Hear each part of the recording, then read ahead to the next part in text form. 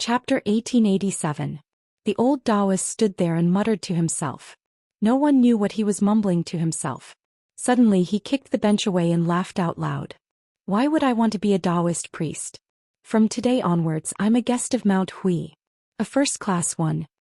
It was obvious that even if the old Daoist continued to open his stall, no one would be interested in asking for divination. Suddenly a teasing voice sounded in the old Daoist's ears. Old Immortal, this is Mount Wudong, which is full of Daoists. It's not appropriate for you to speak like that. The old Daoist, who was full of pride, frowned and turned his head to look. He saw a young man who he thought could barely be called a handsome young master. The old Daoist snorted coldly. So what if I said it? This poor Daoist is a first-class guest of Mount Hui. Even if this poor Daoist met old Immortal Qin and old Daoist Yu, if this poor Daoist met them now, I would probably be able to ask for a cup of tea. The young man gave him a thumbs up and praised, amazing. The woman beside the young man laughed angrily. Old Wu, it was this young man who spoke up for you. Are you blind? The old Daoist was stunned. He immediately changed his expression and smiled. This poor Daoist has been rude. Please don't blame me. The old Daoist strode towards the woman's stall. His Daoist robe's sleeves swayed violently. He had the style of a dragon and tiger. Sister Han, come. Help me and this young man get 2 pieces of Wudong's spring sesame seed cake. Remember to spread the cake bigger. I don't lack money. Besides, I'm not a stingy person. The woman shook her head helplessly. She was nimble and skillful. Soon she handed the 2 a piece of Wudong's spring sesame seed cake. It was steaming hot and fragrant. When the old Daoist took the sesame seed cake, he wanted to touch the woman's hand. The latter was faster than him and did not let the old Daoist have his way. The old Daoist took a big bite of the spring sesame seed cake and said with a smile, Sister Han, why are you still doing such tiring work? You won't be able to earn much money even if you wake up early and work late at night. Why don't you accompany me to Mount Hui? The woman rolled her eyes. Why are we going to Zhongyan? The old Daoist chuckled and said, Sister, don't you know what I'm thinking? The woman was stunned at first, then she flew into a rage out of humiliation. Scram. The old Daoist did not give up and said, Sister, didn't your man die a long time ago outside the Liangzhou Pass? So what if he remarried after so many years? Your family is so pitiful. It's good to have a reliable man to take care of you. What's more, didn't you ask Big Brother to read the lot before? The woman, who was already extremely angry, turned pale. She took a few steps forward, grabbed the spring sesame seed cake in the old Daoist's hand, and threw it to the ground. Scram. No matter who I sell spring sesame seed cakes to, I won't sell them to a disgusting person like you.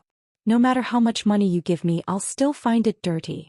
The old Daoist wasn't angry, but he said regretfully, Sigh, Sister Han, you're a good woman, but it's a pity you don't have the life to enjoy life.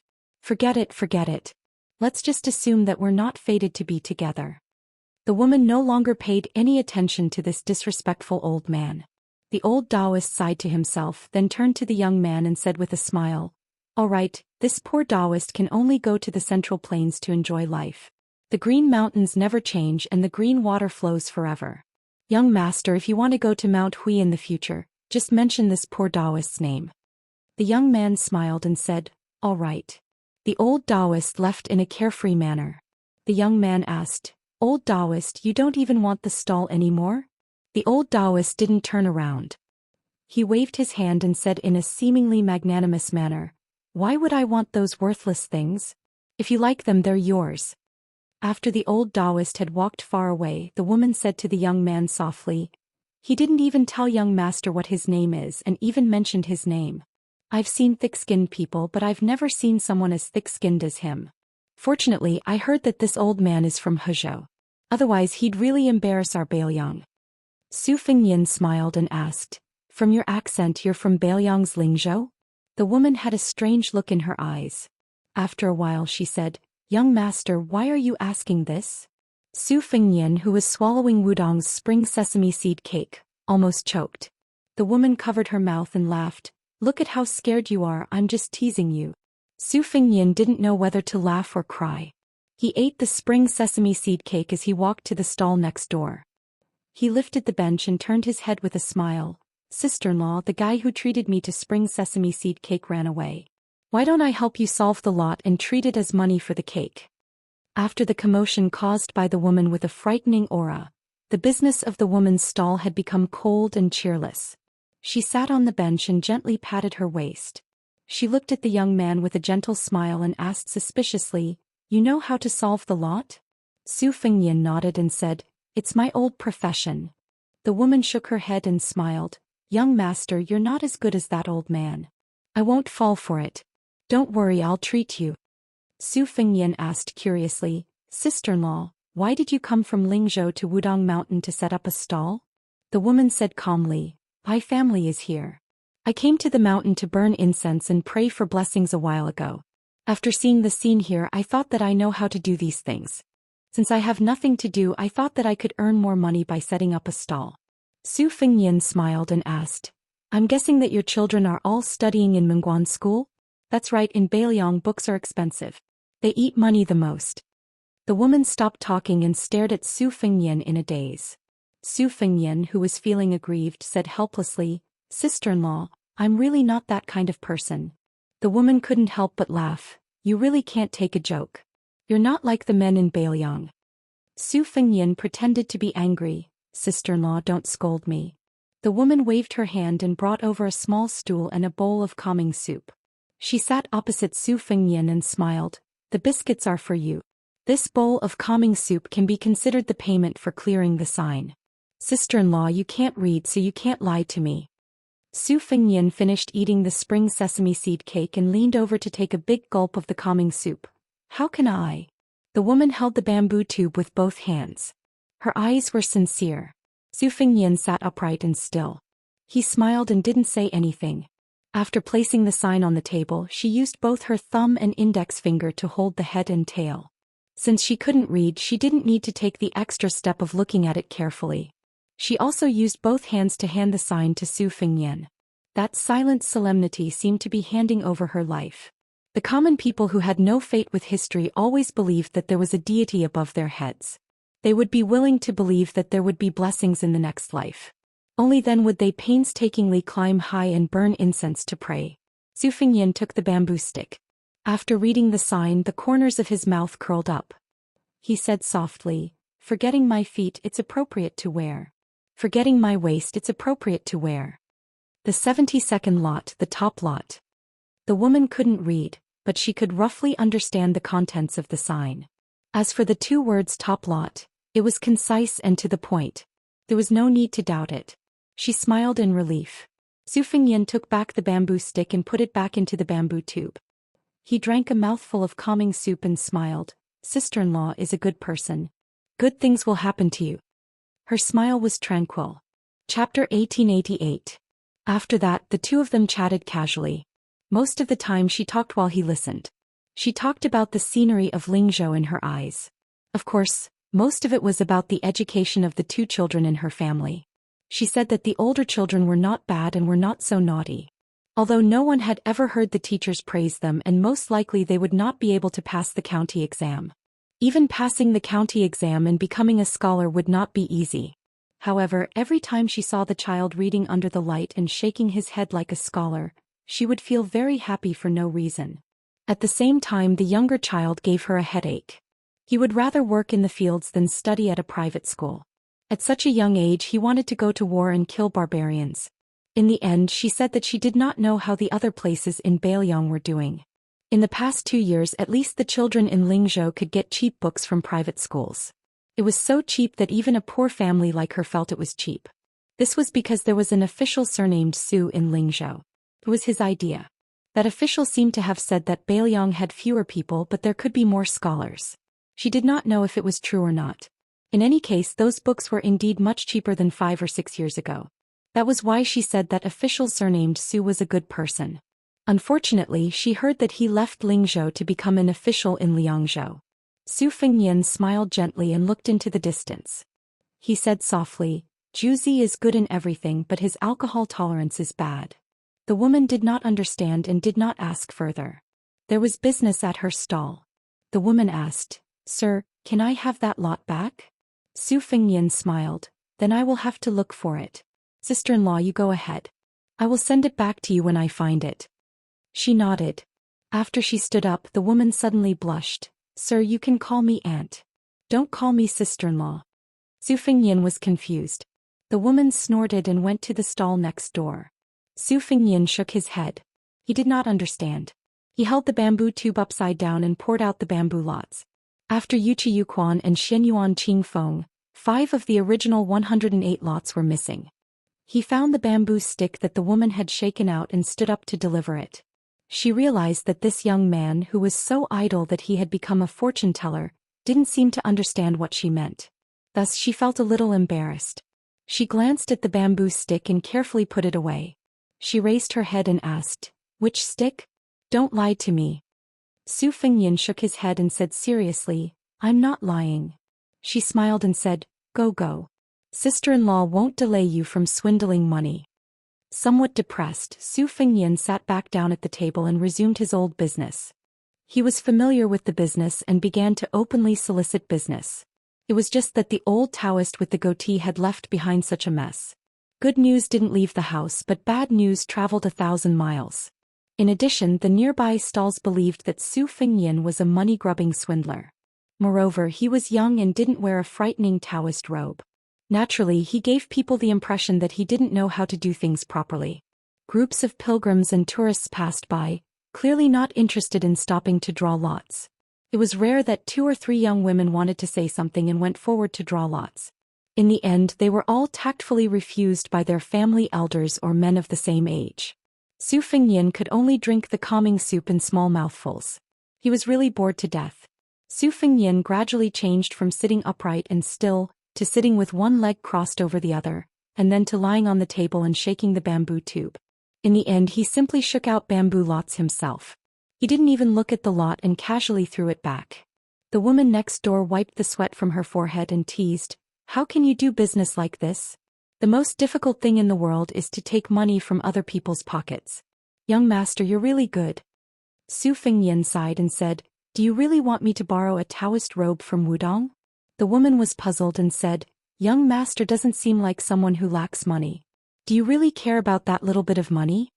Su Fengyan subconsciously glanced in the direction of the thatched cottage and said with a gentle smile, "My wife is the most useless. She only likes to collect copper coins.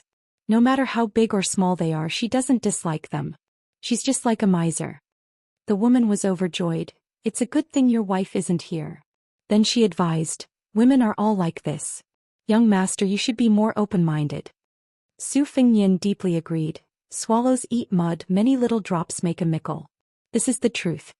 The woman let out a long breath and raised her hand to stroke the hair on her temples that was soaked in sweat. "Sister-in-law will go back first." Su Fengyan asked curiously, "Going down the mountain so early?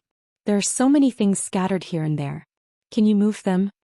She pointed to a young woman who was slowly walking over from the mountain road outside Zhuting and said with a smile, "She's my niece. She sells rouge and face powder at Yuqingguan, which is higher up the mountain. I reckon she's already sold out. In the past she would come even later to help me. Today I'll be lazy and go down the mountain early." Su Fengyan stood up and said, "If we go down the mountain from here, there are still a lot of mountain roads to go. Sister-in-law, I'll help you pick a path?" She shook her head and said firmly, "No need. I have a lot of things here, but they're not heavy." Su Fengyan joked, "Sister-in-law, just take it that I have bad intentions. In any case, I'll send you to the memorial arch at the foot of the mountain, okay?" The woman lightly spat and glared at Su Fengyan, who spoke without thinking. She laughed and said, "You're not afraid of being disliked, but I'm afraid. My niece is very shrewish. What could it be that you've taken a fancy to her? Then sister-in-law can be a matchmaker." Su Fengyan glanced at the young woman who was getting closer and closer. He gasped. Her waist was not a willow tree but a big locust tree. He smiled bitterly and said, "Forget it." She took the opportunity when her young niece was not close to the 2 neighboring stalls. She faced Su Fengyan and asked softly, "What are you thinking about?" At this moment she saw that the young man was handsome.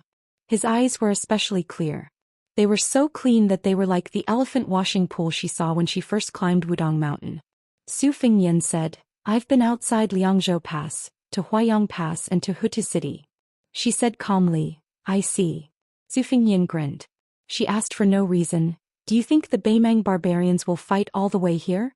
Will they fight all the way to Lingzhou? Su Fengnian's expression was firm and said, as long as there is one person left in the Beiliang cavalry, then the Beimang barbarians' horses will not be able to step on the grass and trees inside Beiliang Pass. She nodded and then smiled. You talk so big. You speak as if you're a high-ranking official. Su Fengnian laughed and said, I'm not a high-ranking official. She said unhappily, do you even need to say that? Su Fengnian was still unwilling to give up. Sister-in-law, you really don't need to help carry the burden? Her following words made Su Fengnian dumbstruck. Don't call me sister-in-law. I've seen many Jianghu people these days. I heard them say that when our young prince roamed the Jianghu he had a catchphrase. It was something like, nothing is better than dumplings, nothing is better than sister-in-law. Su Fengnian wiped his face with his hand.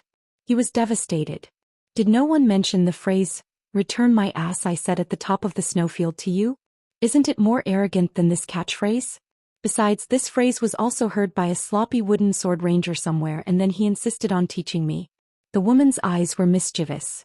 She didn't say anything else and turned around to pack up. Su Fengnian looked at her back and finally didn't dare to call her sister-in-law. He only asked, did the government embezzle or delay the payment of the pension? She paused and didn't turn around. She shook her head and said, no.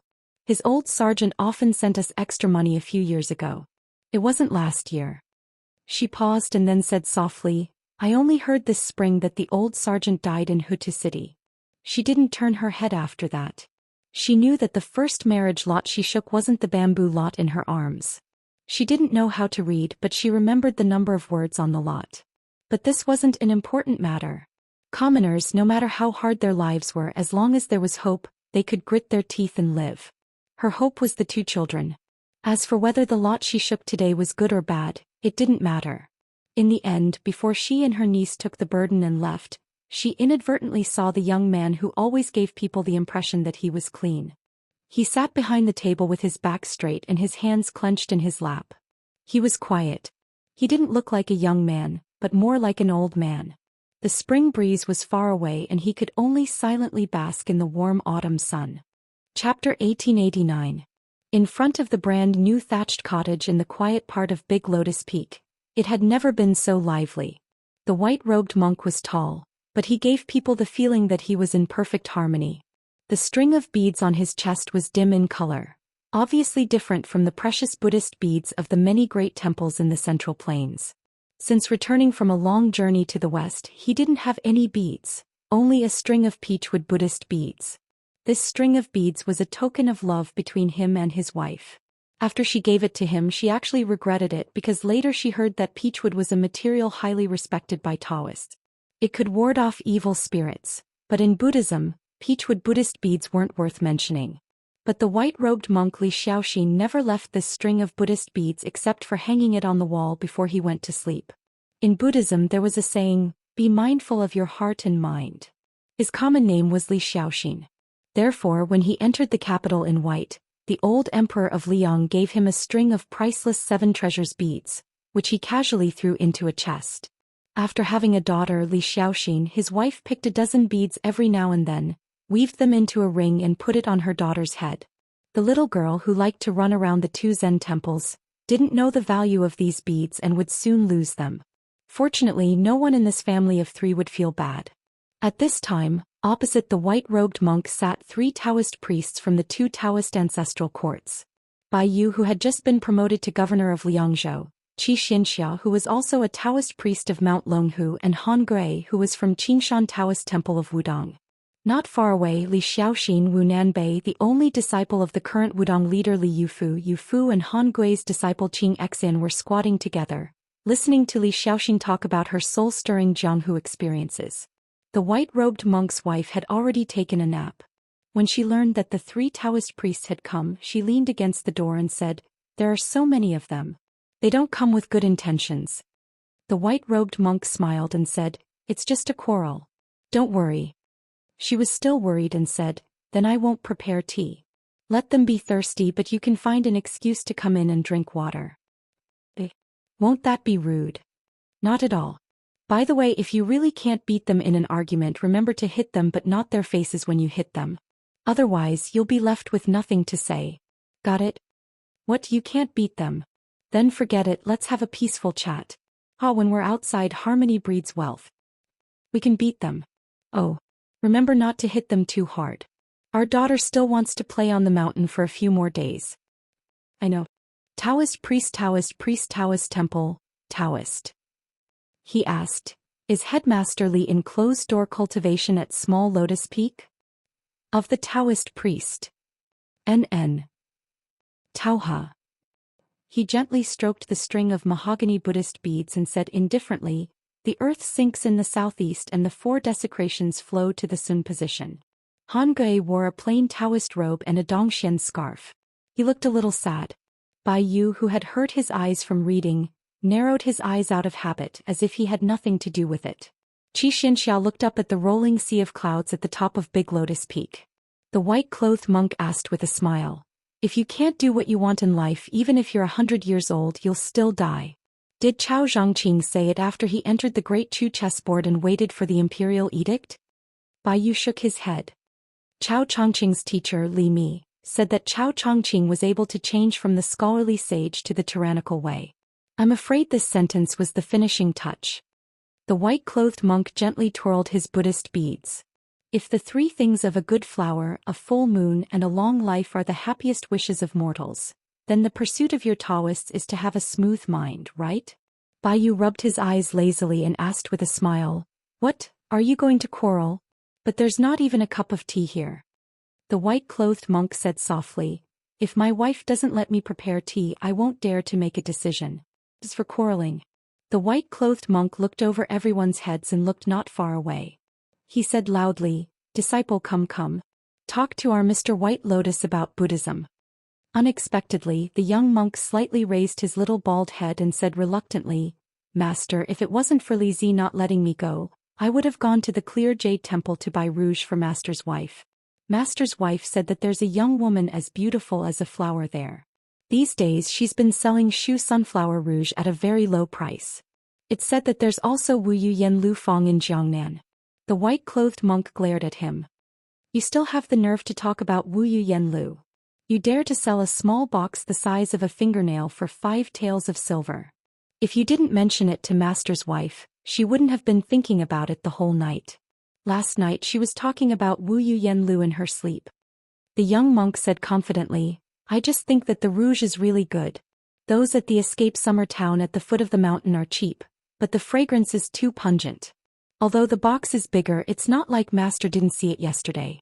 Master thought that it wasn't expensive, so Master's wife put so much on her face. When she lowered her head while eating, the rouge would fall into her bowl. It was so scary. Master, you were obviously scared out of your wits, but you still said to Master's wife something like, such a scene is really rare in the world. Then Master's wife grinned and more rouge fell. The white-clothed monk coughed a few times. Bai Yu felt that if this middle-aged monk of the 2 Zen temples hadn't been absent during the battle between Buddhism and Taoism at Mount Longhu more than 10 years ago, he probably wouldn't have been able to turn the tide. The head of the Green Mountain Temple, Han Gui, was looking down. He was like an old monk in meditation. Xianxia seemed to be secretly rubbing the space between her eyebrows. Suddenly, 2 voices sounded from inside and outside the house at the same time. They were full of surprise. Mayan Yanzi from the tobacco workshop? Inside the house, it was naturally the white-clothed monk's wife. Outside the house, it was Li Xianxia. The latter got up abruptly and ran into the house shouting, Mother! Father recently hid 4 or 5 taels of silver under the box of scriptures. When he was hiding the money, I secretly saw it. Father told me to keep my mouth shut. But who am I? I'm Mother's daughter. Suddenly, there was a commotion in the thatched house. There was a rush of people rummaging through boxes and cabinets. The white-clothed monk looked up at the sky with a sorrowful expression. If outsiders didn't know the reason, they would definitely marvel at the solemn appearance of the Buddha who pitied the suffering of the world. When the 2 women, one older and one younger, walked out of the thatched house, the white-clothed monk rubbed his bald head and stood up. He said with concern, It's so sunny. Do you want an umbrella? His wife thought for a moment and waved her hand. She heroically said, Mayan Yanzi is a rare thing. There won't be many left. What if we miss it? Xianxia began to give orders. Stupid Nan Bei, go get an umbrella in the house and quickly follow us. Xian and Yufu Wudong Mountain is your territory. Is there a path to Yuqing Temple? If there is, then lead the way. Tong Qing, who was now full of admiration for the heroine Xianxia, stuck out his chest and proudly said, yes. Then the group of people majestically went to Yuqing Temple. The white-clothed monk didn't forget to look at their backs and remind them, the path is difficult. Walk slowly. As if he felt the atmosphere was a little awkward, the white-clothed monk sat back on the small bench and looked at Bai Yu. He casually found a topic. I heard that Mr. Bai Lian has 3 fears and 2 joys? Bai Yu nodded. There are 3 fears. I'm afraid of thunder, afraid of walking, and afraid of Zhao Ningxian asking questions. There are 2 joys. Reading to the eye and speaking to the heart. The white-clothed monk was puzzled. Zhao Ningxian. Bai Yu was a little sad. His real name is Zhao Jingxi. He is the only son of the old headmaster. His temperament is particularly simple and steady. After leaving the mountain, he experienced several tribulations and gained a blessing in disguise. Now his heart is close to the Tao. The white-clothed monk said, oh, is he the young Taoist who invited the Taoist Master Mansion's ancestor to come down to the mortal world? In the end, Su Fengnian smashed the Zhenwu Great Emperor's image with one slap? Bai Yu smiled bitterly and said nothing. The white-clothed monk seemed to have a deep prejudice against the young lord. He said angrily, if you want to fight, then fight. Why do you have to pretend to be mysterious? What's the difference between you and a child crying and going home to ask for help from the elders? Especially that Su Fengnian, he's even more outrageous. He's bullying others with his power. What a disgrace. Bai Yu, who was now a retainer of the Su family in Bailiang, tactfully shut his mouth. The white-clothed monk snorted. My daughter has never complained in front of me. Every time she fought, she beat those little baldies until they cried and ran back to their masters. Han Gui smiled knowingly. He seemed to be thinking of his disciple Xianxia and the little Taoist boy Yufu who was brought back to the mountain by the headmaster Li Yufu. People outside the world may not be heartless. At this moment, Xianxia, the only one of the 3 Taoists who cultivated, suddenly stood up. He turned around and looked as if he was facing a great enemy. The white-clothed monk was still sitting on the small bench calmly, slowly twirling the Buddha beads. A man with white hair on his temples appeared in everyone's sight. He was empty-handed. He smiled and said, since the thunder of mind, I have comprehended 2 more moves in the past 20 years. I want to learn from the 2 of you. Now that Wang Xinji is dead, I can only come here to disturb you. Li Dongxin slowly stood up and said indifferently, hurry up and fight while my wife is not here. But let's make it clear in advance. Whether it's a fight or a battle of life and death, don't destroy the hut. Otherwise I will really be angry. Chapter 1890. After hearing the monk's harsh words, he smiled and said, I only care about the blade. I don't care if you're angry or not. Li Dongxin dismissed it with a smile and gently clasped his hands together, greeting him politely. Black Buddhist beats white kasaya. It was truly out of this world. Xianxia pulled Bai Yu under the roof of the thatched cottage. Han Gui followed closely behind. The 3 of them had guessed the identity of the visitor. It was unexpected, but it was also unexpected. Thunder Square. This was undoubtedly a thunderous title. Whenever people talked about spring and autumn sword armor Li Chungang, they would talk about the wooden horse ox, the 2-sleeved green snake, and the sword opening the gate of heaven. Not to mention Liang Jianghu. Even in the imperial court, everyone knew the famous technique of the old minister of war, Thunder Square. It was with this technique that the Zhao clan of Liang Jianghu defeated Mao Shulang, a master of the Eastern Vietnam and Tang Empire. With this, he established his position as the #1 saber user in the world. Gu Jiangheng was to the saber like Li Chungang to the sword and Wang Xiu to the spear. This kind of martial arts status was the dream of countless people in Jianghu. However, the most embarrassing thing about Gu Jianghu was that he stood at the top of the world's saber users. His ranking in the previous martial arts competitions was not outstanding. Not to mention Wang Xinji of Martial Emperor City, he was probably not even at the top. More importantly, in the competition between the sword and the saber, whether it was the old god of sword Li Chungang or the god of peach blossom sword Dong Tai, whether it was in terms of cultivation or pure combat power, Liang Jianghu recognized them as the top swordsmen of the new and old generation. They were far ahead of Gu Jianghu. When His Royal Highness first entered the world of martial artists, Wang Xianji, Dong Tai, and Chao Chongqing were known as the only 3 outstanding people in the world. The other 7 people were clearly reduced to the role of reading books with the crown prince. The 7 people, including Gu Jiantang, were indispensable to the entire Chinese world of martial artists, but those who were ranked among the top 10 were dispensable. After Li Chungang returned to the realm of Earth Immortal, the person who used the sword declared that the gap between Gu Jiantang and Li Chungang was only 1 Gu Jiantang. In these 20 years, Gu Jiantang, who had been in charge of Great Peace City's Gulu for a long time, had never sparred with anyone. After that, he led the military of the 2 Liao countries with the title of Pillar of Great Peace and rarely came out. It was only when Chao Chongqing from West Chu brought Jiangxi into the capital that Gu Jiantang, who had already given his beloved saber to his son-in-law, Yuan Tingshan, slightly revealed his outstanding strength. Gu Jiantang didn't seem to care about the ranking of the martial arts role, and was even less interested in the battle between the saber and the sword. Wang Xianji had the domineering aura that no one dared to claim to be the first if he claimed to be the second in the world. Chao Chongqing had the magnificent feat of passing through the imperial city 3 times like passing through corridors. Dong Tai had the unrestrained freedom of riding on a donkey and watching the mountains and rivers. As a result, in the recent years, the new Prince of Liang, Su Fingyan, had appeared out of nowhere. Xianyuan Qingfeng had suddenly risen to power in the Great Snow Plains, and the Devil Woyang had shaken both the northern Mang and Liang dynasties. Gu Jiantang was still quiet in the world of martial artists, watching the ebb and flow of the new and old world of martial artists, indifferent. Therefore, the Jianghu of the Central Plains that naturally rejected Great Peace City could never admire this supreme saber master who was an extremely high official in the imperial court. However, it was this pillar of the country that was willing to stay out of the Jianghu that climbed Mount Wudong today, found the white-robed monk, Li Dongxin, and seemed to want to destroy his invincible Vajra with one strike. Other than being obsessed with the way of the sword, Xianxia had always been a pure and simple person. As for Gu Jiantang's visit, the little celestial master who had once abandoned the old way of the sword with great perseverance in Great Peace City, actually didn't care about the outcome of this peak battle. Therefore, he wouldn't make any comments or pretend to be surprised. Han Gui was praised by the old chief Wang Zhonglo as a sincere heart, a late bloomer, and was regarded as a good friend by the former chief Hong Shixiang. At this moment he was a little worried, afraid that if the commotion became too big, Wudong wouldn't be able to clean up the mess, adding unnecessary trouble to the young king. Mr. White Lotus, who only had 3 fears and 2 pleasures in life, was even less interested in fighting and killing.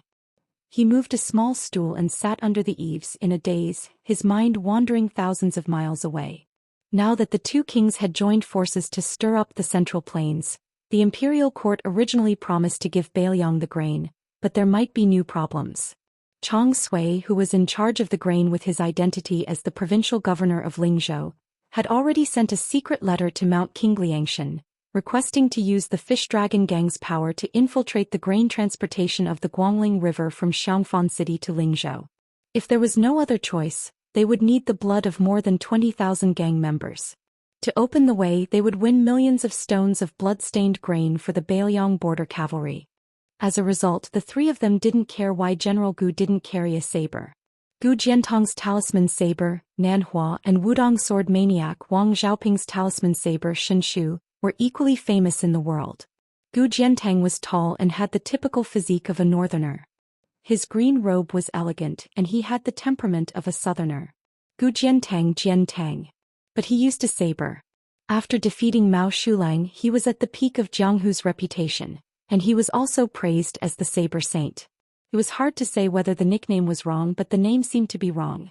Gu Jiantang put one hand behind his back and slowly raised the other hand. The white-robed monk Li Dongxin put his palms together and bowed with one palm. He lowered his gaze and silently chanted, Amit Ba. Chapter 1891. Many Jianghu people heard that Xianyuan Zi had not only shown up on Mount Wudong, but had also asked for 4 marriage sticks in one go at a stall near the elephant washing pond. Su Fingyan's stall immediately became prosperous. Although they saw that Su Fingyan was just a young man and not the otherworldly expert that they thought he was, They just wanted to join in on the fun, so most of them were not stingy with their copper coins. In addition, this handsome fortune stick was indeed eloquent, so even if it was some mediocre or low-grade fortune stick, he could still speak eloquently and eloquently. Gradually, not only were the Jianghu people willing to fork out money, many pilgrims and tourists who did not involve themselves in the Jianghu also began to believe that it was true. This was especially true when a heroine from outside the Jianghu drew a very auspicious marriage stick, which made people eager to give it a try. This was because her 108th lot, "May we be together for 1,000 li," was not only second to the best lot stick, but also came from that great literary woman's The First Snow. Everyone had the desire to win or lose. Until now, the most auspicious lot king had not been drawn yet, so naturally it made people eager to get into action. Many onlookers who had originally scoffed at the idea of drawing lots to sever marriage also began to try their luck.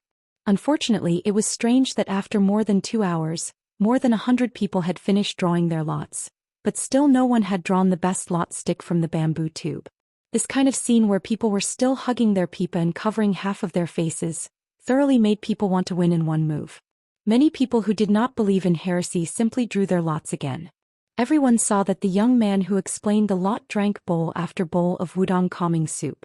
The copper coins were 100 copper coins and 100 copper coins. Therefore, the large and small copper coins on the table could be said to be piled up into a mountain. It was extremely spectacular. The young vassal king, who had made a lot of money, explained to a strong man who had shaken the lot stick 3 times. He reached out his hand to cover the lot stick and suddenly said loudly, "Let's close the stall, let's close the stall. Today is not the day to break a marriage." Behind the man whose face was full of resentment, a young man who had waited bitterly for nearly an hour suddenly jumped up and scolded, "Surnamed Su. Are you playing with me?" Su Fengnian rolled his eyes and began to collect the copper coins. That person slapped the table. "If you dare to leave, don't blame me, Su, for exposing your secret." Su Fengnian raised his head and glanced at the exiled crown prince of the old western Shu. "Be careful not to step on dog poop when you cut off someone's path to wealth. Besides, do you think you can afford to pay the fee?" Su sneered, "Is 10,000 enough?" Su Fengnian stopped collecting the copper coins. The meaning behind Su's words was probably only understood by him, the king of Bailiang. 10,000, that was the source of 10,000 soldiers from Shuzhou. So Su Fengnian asked with a smile, "Do you mean what you say?" Swordsmith Qi, who was standing behind Su, said softly, "It is this old man's son's idea." Su Fengnian smiled and put 2 fingers together. "I will only help you with this amount." Su's face was full of anger. He leaned forward and pressed both hands on the table. He lowered his voice and said, "Do you think I am a Daoist immortal who can scatter beans and turn them into soldiers?" Su Fengnian raised 3 fingers this time. "No sincerity. I will raise the price." Su's face darkened and he panted. The blind guqin player Xue Songguan, who was carrying the guqin case on his back, smiled and quietly pulled on Su's sleeve. Su snorted and crossed his arms in front of his chest. Su Fengnian withdrew his hand and put away his cynicism. His eyes suddenly became cold. He looked up at the 3 old Beimang people. "Some losses I have suffered once, and that is enough. For the sake of our past friendship, I will advise you not to learn from those spring and autumn clans. This old man Zhao Dingxiu knows better than you how our Su family deals with them." Su's face was red. He was so angry that his whole body was trembling. He was extremely ashamed. Xue Songguan, who was familiar with the inside story, sighed slightly and then gently held his hand. Su's eyes were vaguely moist. He held his hand tightly and turned his head away. It was unknown whether he didn't want to see the young king's face or he didn't dare. When this old man fled to the streets of Beimang, he had almost given up the idea of reviving Shishu. The reason why he made a comeback and made up his mind to return to the Central Plains was all because of this young king. Even their early smooth sailing was largely attributed to the various death soldiers that Bailiang buried in Shu and Zhao. However, when Qin Jibao was appointed as the king of Shishu, not only did he cut off the connection between Bailiang and them, but he also forced the real backbone of Shishu, Zhao Dingxiu, to change his mind. To put it nicely, they were judging the situation. To put it bluntly, they were burning the bridge after crossing the river. In the beginning, this old man even prepared for the worst. He prepared to face the wrath of Bailiang, especially Fu Shui and Yang Ying. But for some reason the young king who stabbed them in the back seemed to be unaware of it. This undoubtedly made this old man, who was influenced by the benevolence of the Confucian school, feel deeply guilty. That was why Su Su and the other two went to the desert. After all, the white-clothed war saint who once played with the territory of Shu and Zhao, was now in Guangling Road in Liang. In order to fight for the Central Plains, most of the elite troops under the king's jurisdiction went out of Shu to the east. As a result, it gave this old man a chance to make up for it or to make a new bet. Sword craftsman Qi took off the sword box and gently put it on the table. This old man told me before leaving that 20,000 was the bottom line. Plus this full armor snow as an extra. Chapter 1892. Su Fengnian slowly exhaled a mouthful of murky air that had accumulated for a long time. Su Fengnian was indeed resentful towards this old man's son who wholeheartedly supported the Su family in western Shu. If they had not rushed to Shuzhou to raise the flag of restoring the country, many of the chess pieces that Beiliang had secretly buried there would not have surfaced so quickly. Even if they were not used, it would have been far better than the current awkward situation. If Qin Jibao had not completely fallen out with Beiliang back then, those spies and men of sacrifice who had used up so much of Beiliang's energy and financial resources would not have survived. According to Master Li Yishan's established plan, once Liang Imperial Court decided to drag them down in the future Battle of Liangmang, Beiliang would directly intercept the local spearhead, Beiliang's strategic rear. Therefore, regarding the continuous infiltration of Shu Zhao and Zhao, Beiliang could be said to have spared no effort far more than the Central Plains. Therefore, a certain diligent steward of a certain Junwang manor, an old-fashioned private school teacher teaching, a peddler running around the marketplace, a beautiful courtesan from the brothel, or even a military officer with real power in the Shu Zhao army could all be the men of sacrifice of Fu Shuifang. Taking a step back, Shu Zhao and Beiliang were cut in half by Qin Jibao. Even if the Su family's Iron Horse cavalry did not manage to defend Beiliang in the end, causing the Fu Shuifang's chess pieces to be unable to achieve anything in the end, at the very least, those people could slowly grow old and die in Shu Zhao and Zhao with a kind of unknown regret. Not like now, where they were like wandering ghosts exposed to the light of day. Not only did Qin Jibao know their identities, even Li Yang and Zhao Go had probably begun to secretly record it, so that they could settle the score with them in the future. With regards to Su Fengnian did not hold any grudges. This young man was originally a puppet that could not even be considered as a hands-off shopkeeper. Under the general situation he could only go with the flow. In Shu and Zhao, two places, Su pulled a blind zither player to pretend to be a young hero devil, and wandered around the Jianghu wantonly. Perhaps it was a kind of mood similar to drowning one's sorrows in wine. Su Fengnian felt nothing but admiration for this swordsmith Qi who had gifted him a new sword, Spring and Autumn. In the end, Su Fengnian was angry at Zhao Dingxia's betrayal, but he resented his own carelessness even more. Sometimes, a single word from a monarch could lead to the rise of a nation or the fall of a nation. A single word from a historian determined whether a person would be remembered in the annals of history or go down in infamy. A single word from a general determined victory or defeat, life or death. War was a matter of national importance.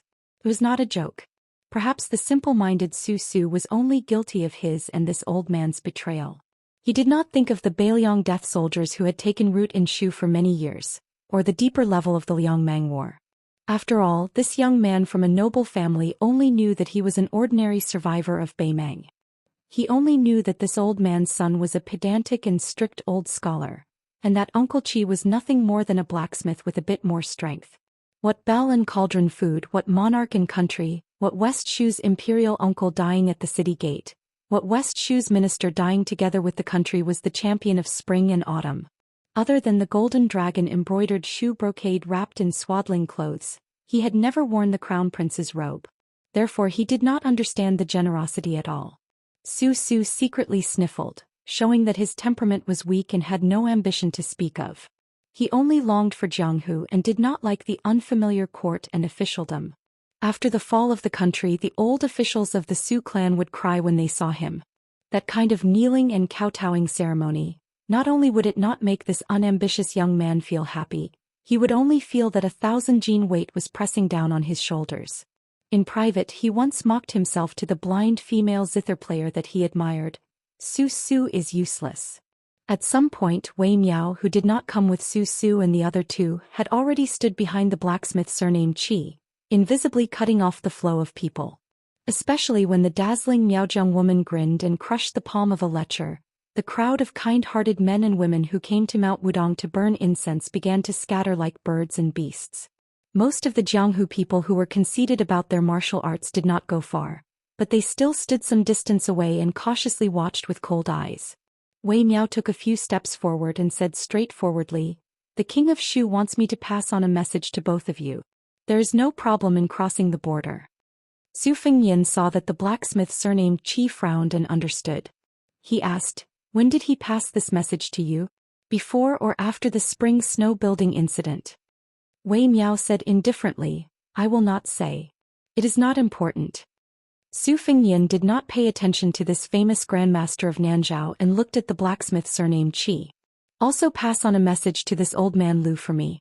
The relationship between Beiliang and Shu is not like that between Beiliang and the Central Plains. Once we cannot defend Beijua City, Shu is fated to have to face the Beimang Iron Cavalry. Therefore 20,000 people must be at least, and they must be elites. Otherwise, if they come to Beiliang, they will only be of more help than help and will only be sending themselves to their deaths." The blacksmith surnamed Qi nodded. When the dust settled, Su Su was about to turn and leave when she heard the young king ask with a smile, "You have spent so much money on it. Can be called the most expensive marriage stick in the world. Don't you want to try your luck?" Su Su still insisted on leaving. Unexpectedly her sleeve was pulled. She turned her head. Although her eyes were closed, her face was full of hope. Su Su's heart softened. She walked back to the table with a straight face. He picked up the bamboo tube and shook it violently. Finally, a bamboo stick was shaken out. Su Fengyin reached out and picked up the bamboo stick. He glanced at it and then showed a pitiful expression. Su Su's mood instantly fell to the bottom. After the previous storm of internal injuries, the young man no longer had the slightest bit of his frivolous demeanor. His eyes were red again. Su Fengyin sighed. Su Su turned to the blind female Guqin master and squeezed out a smile. "Sco. This stick is not effective." Xue Songguan smiled and nodded. Su Fengyin raised his eyebrows. "Not effective." Su Su didn't even have the energy to bicker. She pulled Xue Songguan's hand and wanted to leave. But she heard a sentence behind her, "The 39th stick. The one you like, the one you like. The stick is good. Oh, it's not effective." Su Su was like being struck by lightning. She turned around and grabbed the marriage stick in Su Fengyin's hand. Su Fengyin's hand holding the stick was high. "Give me the money first. 100 coins. Su Su angrily looked at him. "You still want money?" Su Fengyin's other thumb and index finger gently twirled. "You can give me the money or not. You can look at the stick or not." Xue Songguan smiled and silently took out a beautiful purse made by the embroidered weavers. He was about to pay. Su Su grabbed her wrist and fiercely stared at Su Fengyin. She gritted her teeth and said, "Is it really good?" Su Fengyin said lazily, "Believe it or not, it's up to you." Even the wooden swordsmith surnamed Qi couldn't bear it. His Royal Highness the Crown Prince met this young vassal king. It was really bad and painful. Xue Songguan still gave him 100 coins, but she stretched out her hand and opened her palm. She wanted to keep it no matter if it was good or bad. At the same time, the blind zither master, whose finger mysterious realm was second only to the peach blossom sword god Dong Tai, was full of vigor. She didn't give the young vassal king a chance to change the bamboo stick. She wanted the real stick no matter if it was good or bad. Su Fengyin smiled and handed over the bamboo stick. Su Su grabbed it first and was stunned. Su Fengyin sighed. Xue Songguan's sad expression flashed. Sensing her subtle change, Su Su immediately woke up and said angrily, "Surnamed Su. You bastard." Su Fengyin laughed. I read it wrong. It's the 81st stick. It's even better than the best stick. It's the most auspicious stick." Xue Songguan suddenly raised her head and looked at Su Su. Her face was full of disbelief. Su Su hugged her tightly and said with a sobbing tone, "It's really good. It's really good." Su Fengyin leisurely shook his head and said, "The 81st stick. You can be my wife." Chapter 1893. Xue Songguan slightly broke free from Su Su's embrace. She turned her body, her cheeks flushed red for the first time, and then she solemnly bowed to the young king. Maybe she was grateful that he had set up a stall to interpret the lot. So Su Su had drawn a good lot that she had never dreamed of. Maybe she was glad that he had not died in the assassination in the rainy alley of Beimeng that year, which allowed her to meet Su Su. Maybe she was grateful that he had urged her to stay at the last moment, which was tantamount to helping Su Su untie the knot in her heart. Su Fengyan waved his hand and joked, "Miss Shui, to be honest, this shortcake is really not worthy of you. He will draw a good lot, but Shui Songguan, you have truly met a bad person. So if it was you who drew the lot, I dare to say that it would definitely be a bad one. Draw it." Su Su had long been tormented by Su Fengyan to the point that she did not have any energy left. Even her words of "your mother's bullshit" sounded weak. Su Fengyan beat a drowning dog. "Shortcake, since it is a good lot, then give another 100 wen. It is such a joyous occasion, you cannot save this little money." Su Su did not say anything and pulled Shui Songguan away. Although he was a minister that supported the dragon, second only to this old man's son Zhao Dingxiu, the swordsmith surnamed Qi did not participate in military and political affairs. He cupped his hands to Su Fengyan to bid farewell. Su Fengyan also stood and cupped his hands to send him off. Since they met in Jianghu, then they did not meet in Jianghu. There was only Jianghu, no court. After the spring and autumn period, there were two battles between grandmasters that fascinated Liang Jianghu. One was the battle between Li Chungang and Wang Xianji on the Eastern Sea. The other was the battle between Nu Liang Wang Su Fengyan, the peach blossom sword god Dong Tai, and the great Guanzi Chao Chongqing. The three fought in Greaton City. As for the battle between Tuoba and Dong Tai, or the battle between Su Fengyan and Tuoba, which took place over 1,000 li in the western regions, because there were not many spectators, it was far less impressive than the former. Today in front of the straw hut, it was even more lonely. There were only 3 spectators, and they were not the kind of Daoists who liked to gossip. Presumably in the end most of the Jianghu would not hear about this peak conflict. However, between the two sides, one was an eminent monk who had entered great peace in white robes and enjoyed the highest reputation in the world. The other was a pillar of the country who held half of the dynasty's military power. Neither of them would care about the false reputation of the Jianghu. Gu Jiantang suddenly laughed involuntarily. He withdrew his palm and shook his head. He wanted to say something but stopped himself. Narrowing his eyes, Baiyu asked curiously, "Why aren't they fighting?" Xianxia said indifferently, "It's over." Baiyu was taken aback. "What? Fighting is popular in the Jianghu now?" Xianxia stood ramrod straight under the eaves. From his position, although he could only see the back of the white-robed monk, Xianxia could still rely on the slight trembling of the snow-white kasaya. It was just that Xianxia was forcefully suppressing it. The world of Fangzhong. A kasaya was equivalent to a small kiliacosm. Only Baiyu and Han Gui could not see that world clearly.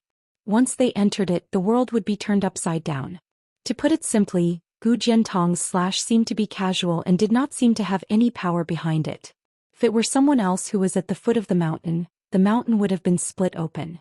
If they were at the mouth of the river would have been flooded dozens of miles by the seawater.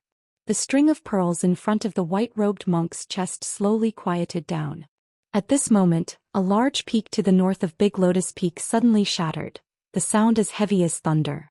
Gu Jiantang said helplessly, "Li Xiaoxin, this isn't appropriate, is it?" The white-robed monk smiled. "Sorry, after this poor monk went up the mountain, this poor monk watched the Daoists practice martial arts every morning. This poor monk also learned something and learned how to use 4 tails to deflect 1,000 pounds. Although he said that he was sorry, the middle-aged monk did not seem to have any sense of embarrassment. Gu Jiantang snorted coldly. The white-robed monk hesitated for a moment, then said with a serious expression, "Grand strength is similar to Wang Xianji's absolute strength. If it were Wang Xianji, you would also be able to injure him. Of course, if you want to win against Wang Xianji with this, it is still unrealistic." Gu Jiantang asked calmly, "Is that all?" The white-robed monk smiled. "Of course, the most important thing is that this move of yours can damage one's qi. If you hit him 7 or 8 times, Wang Xianji's qi will drop rapidly. Otherwise, I would not have used this move of yours to deflect it to the back of the mountain." Gu Jiantang said proudly, "I can hit him 12 times. The white-robed monk said exasperatedly, "Do you think you have the celestial physique that Su Gai inherited from Gao Shulu? And the great yellow court of Wudong that has an endless flow of qi? Wang Xianji can smash you to death with 3 or 4 punches. Gu Jiantang laughed coldly. The white-robed monk touched his bald head.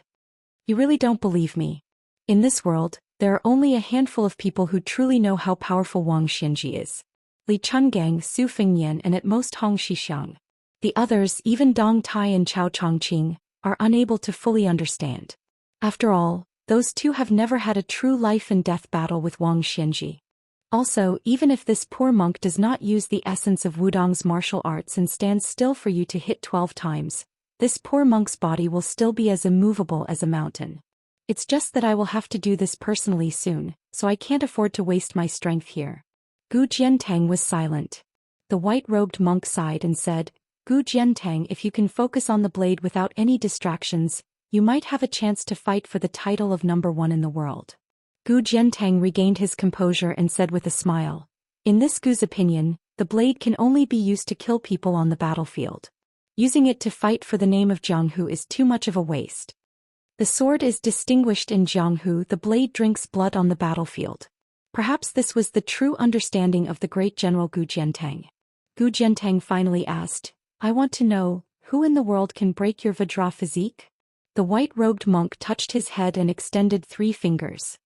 Dong Tai's Tao sword. Gu Jiantang nodded. He had already guessed it. The white-robed monk continued, this poor monk's wife's snoring. Gu Jiantang took a deep breath. He left without saying goodbye. He didn't want to know who the third person was.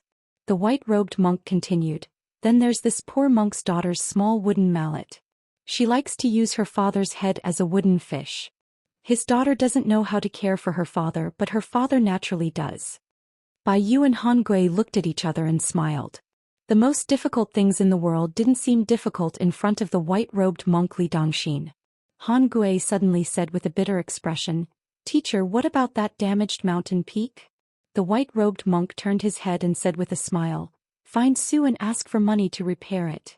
Han Gui thought for a moment. That's a good idea. As the provincial governor of Liangzhou, Bai Yu quickly waved his hands. Oh no.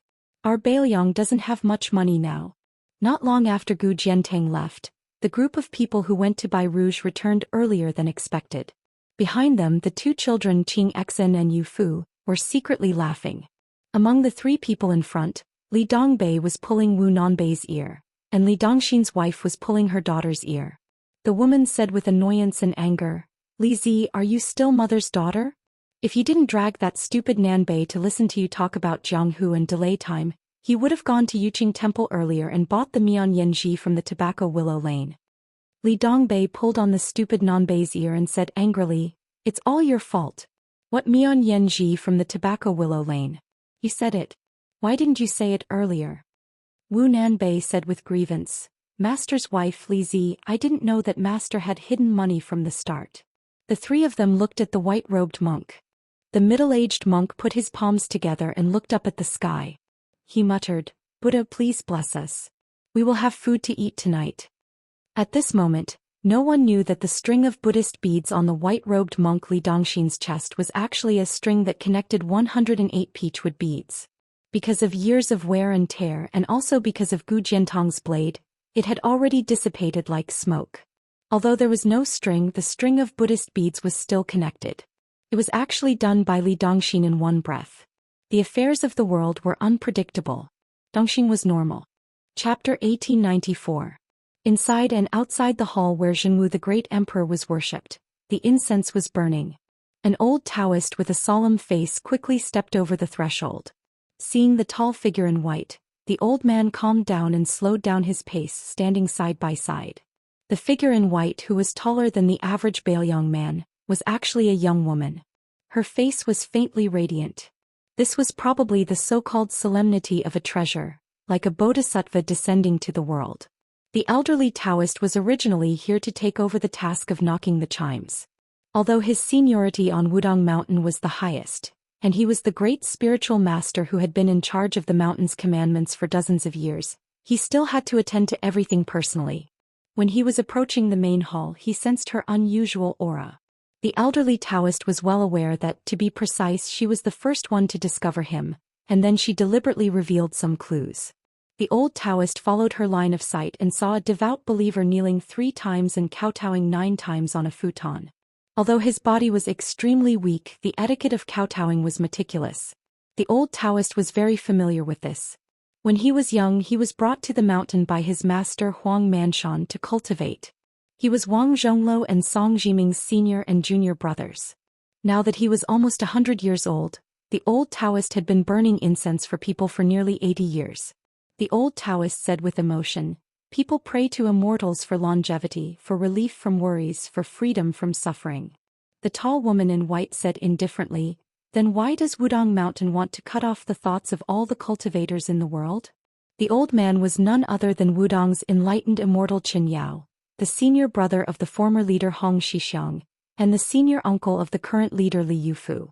The old man smiled and said, "Master Tantai, I only know the rules and regulations of this mountain. I know what should be done and what should not be done. But if you ask me about the art of immortality or some other bigger questions, I would be asking the blind. If you had climbed the mountain earlier, my master, senior brother and junior brother would have been able to answer. Even if you had climbed the mountain 10 days earlier, the chief would have been able to answer." Tantai calmly withdrew her gaze and looked up at the majestic statue of Zhenwu the great emperor. It was high and mighty, overlooking the world. "Is it hard to understand? Or do you not want to understand?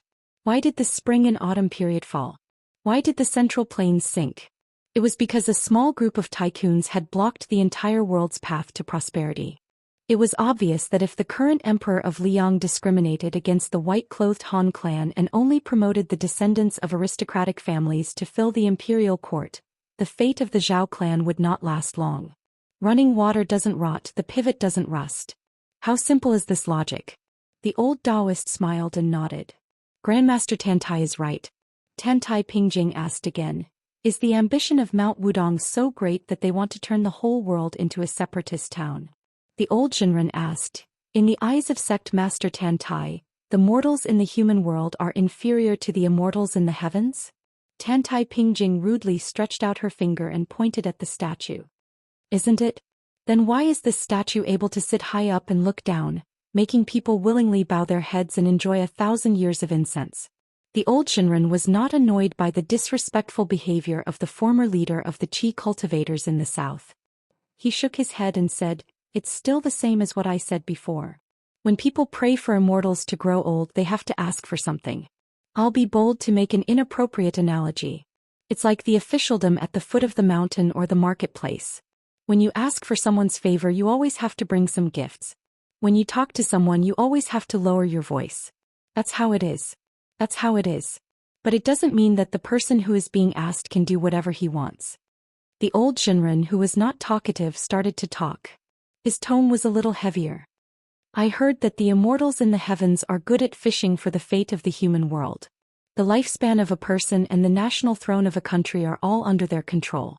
If it's just that the heavens are ruthless, it's fine that people don't die early because they're evil and people don't live long because they're kind.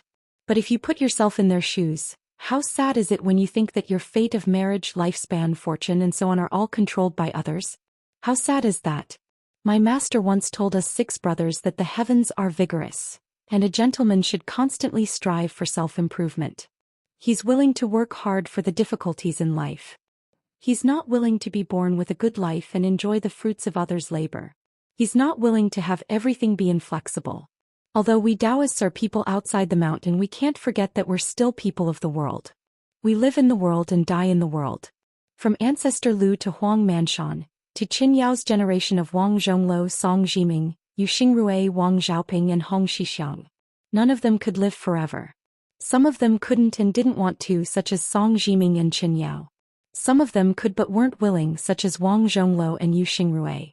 Some of them were disdainful, such as Hong Xixiang and Wang Xiaoping. Qin Yao suddenly laughed out loud.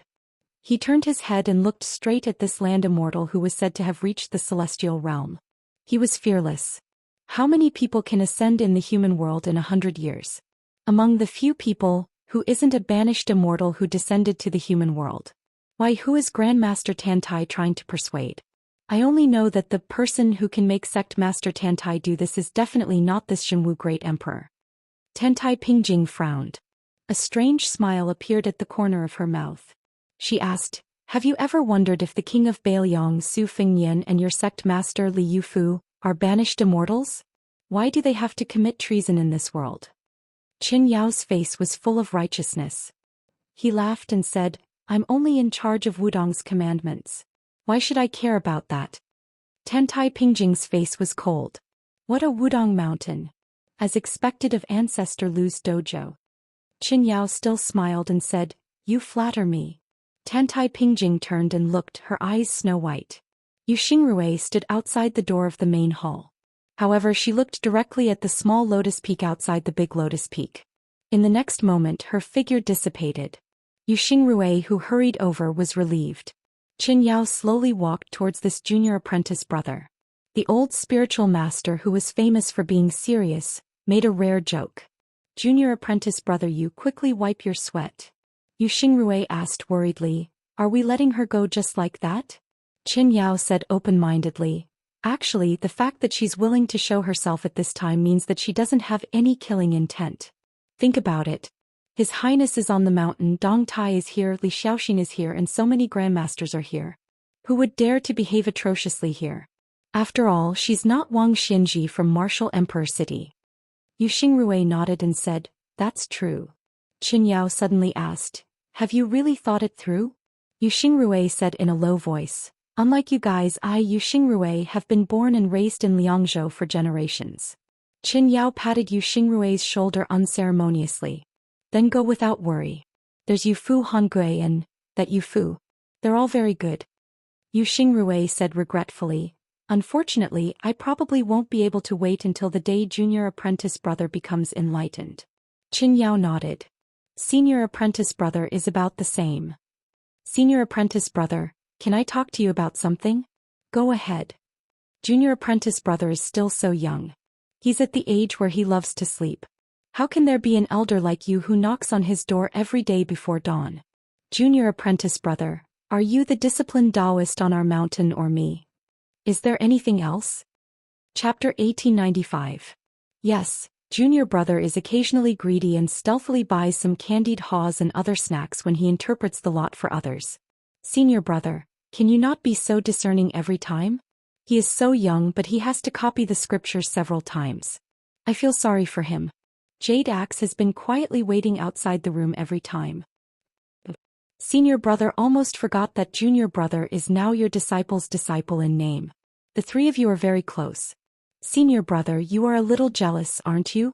I can't help it. Junior brother has accepted a good disciple. Junior brother, aren't you supposed to be on duty today? How do you have time to chat with senior brother here? Copy Daoist Ishu, tonight. Senior brother. Then you should be striking the chime at this time. I can't help it. Senior brother is in charge of Wudong Mountain's commandments. In front of the lot booth, Su Su and the other two had gone far away. Wei Miao was still in the distance. The enchanting Miao woman who had been married for a long time was sitting on the bench in front of the table in high spirits. She looked at the young lord who had begun to close the booth and said in a bad Central Plains official's accent, little handsome brother, do you also interpret the lot for me? Su Fengnian couldn't help laughing and said, sister, you have been married for many years. Why are you still asking for marriage? She said carelessly, I can't help it. My man is not afraid of anything.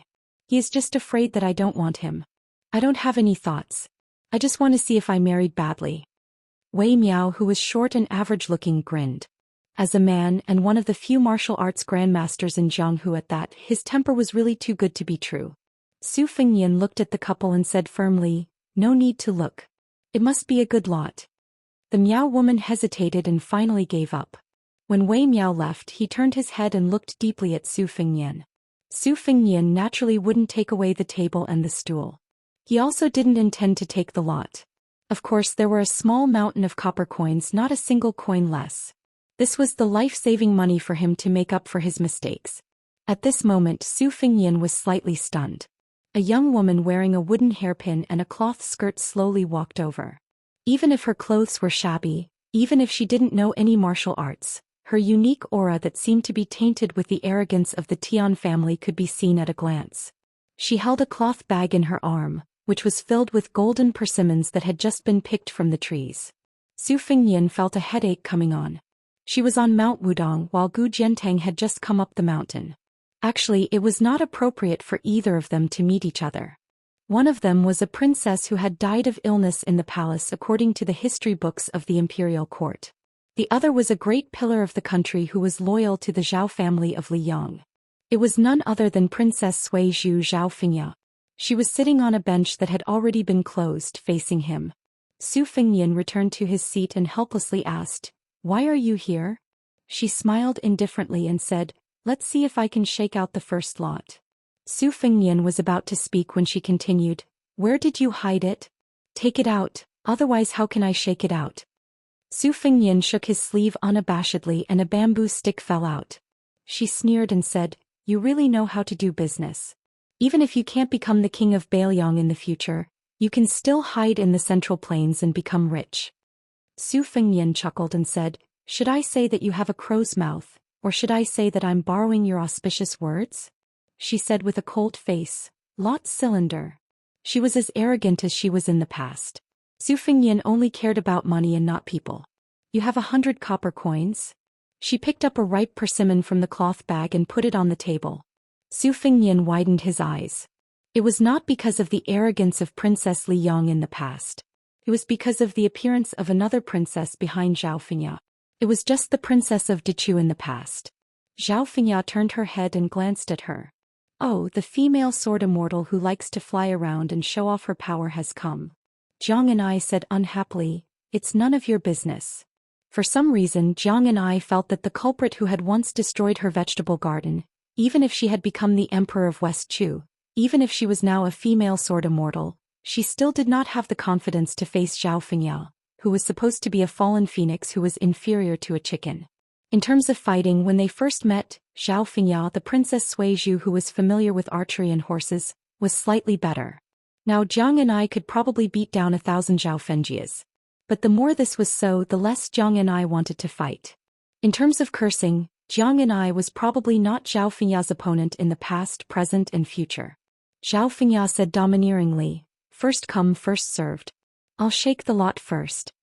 Jiang and I curled her lips, but she did not dare to say anything in response. Su Fingyan sighed and put down the bamboo tube. Zhao Fingya raised her head and said, "When shaking the lot, don't do anything." Su Fingyan rolled his eyes and waved his hand, indicating for Zhao Fingya to quickly shake the lot. Zhao Fingya picked up the bamboo tube with one hand and casually turned it a few times. She gently tossed out a bamboo stick. She casually picked it up and glanced at it. Then the corners of her mouth curled up. She turned her head to look at Jiang and I, who was clearly much more nervous than she was, and heavily slapped down the bamboo stick. She stood up and left, unkindly taking the persimmon with her. Only when Zhao Fingya turned around did Jiang and I sneakily pick up the bamboo stick. Shock, grievance, resentment and sadness appeared one by one on her devastatingly beautiful face. In the end she was on the verge of tears. The confused Su Fingyan leaned over to take a look. Su Fingyan somewhat understood Su's feelings. It really was tit for tat. The lot in Jiang Ni's hand was the lot that Zhao Fingya had casually shaken out. A good match. A celestial beauty. What more could a husband ask for? The first lot.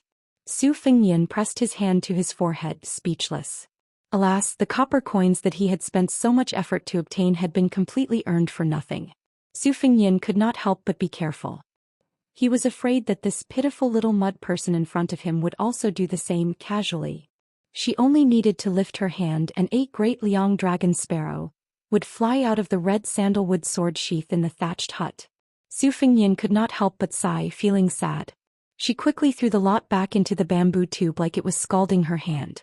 Then she turned her head and wiped her face. She turned her head again, not looking at Su Fingyan or the lot tube. She only stared at the mountain of copper coins. She asked in a soft voice, "You earned all of this in the afternoon?" Su Fingyan, who was filled with sorrow, nodded his head. Her tone suddenly became light. "How much?" Su Fingyan said in a soft voice, "It's not a small amount. If it's converted to silver, it should be around 100 taels." Her eyes immediately lit up. Her originally dark and gloomy face was glowing. She raised her head and asked in a probing voice, "It's all mine?" Su Fingyan held back his laughter. "Of course. Su Fengnian stood up and struck while the iron was hot. He gave Jiang and I a large cloth bag that he had prepared earlier. Help me hold the money, it's a bit heavy. She nodded her head like a chicken pecking rice.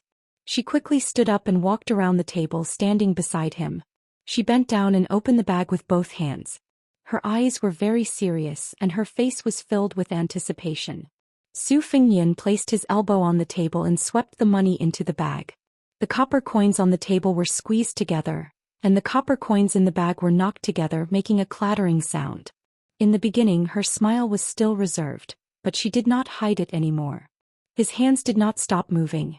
He only secretly turned his head to look at the side of her face, looking at that dimple. Being liked by someone was the most joyous thing in the world. She did not look away as she said with a smile, "It's really heavy."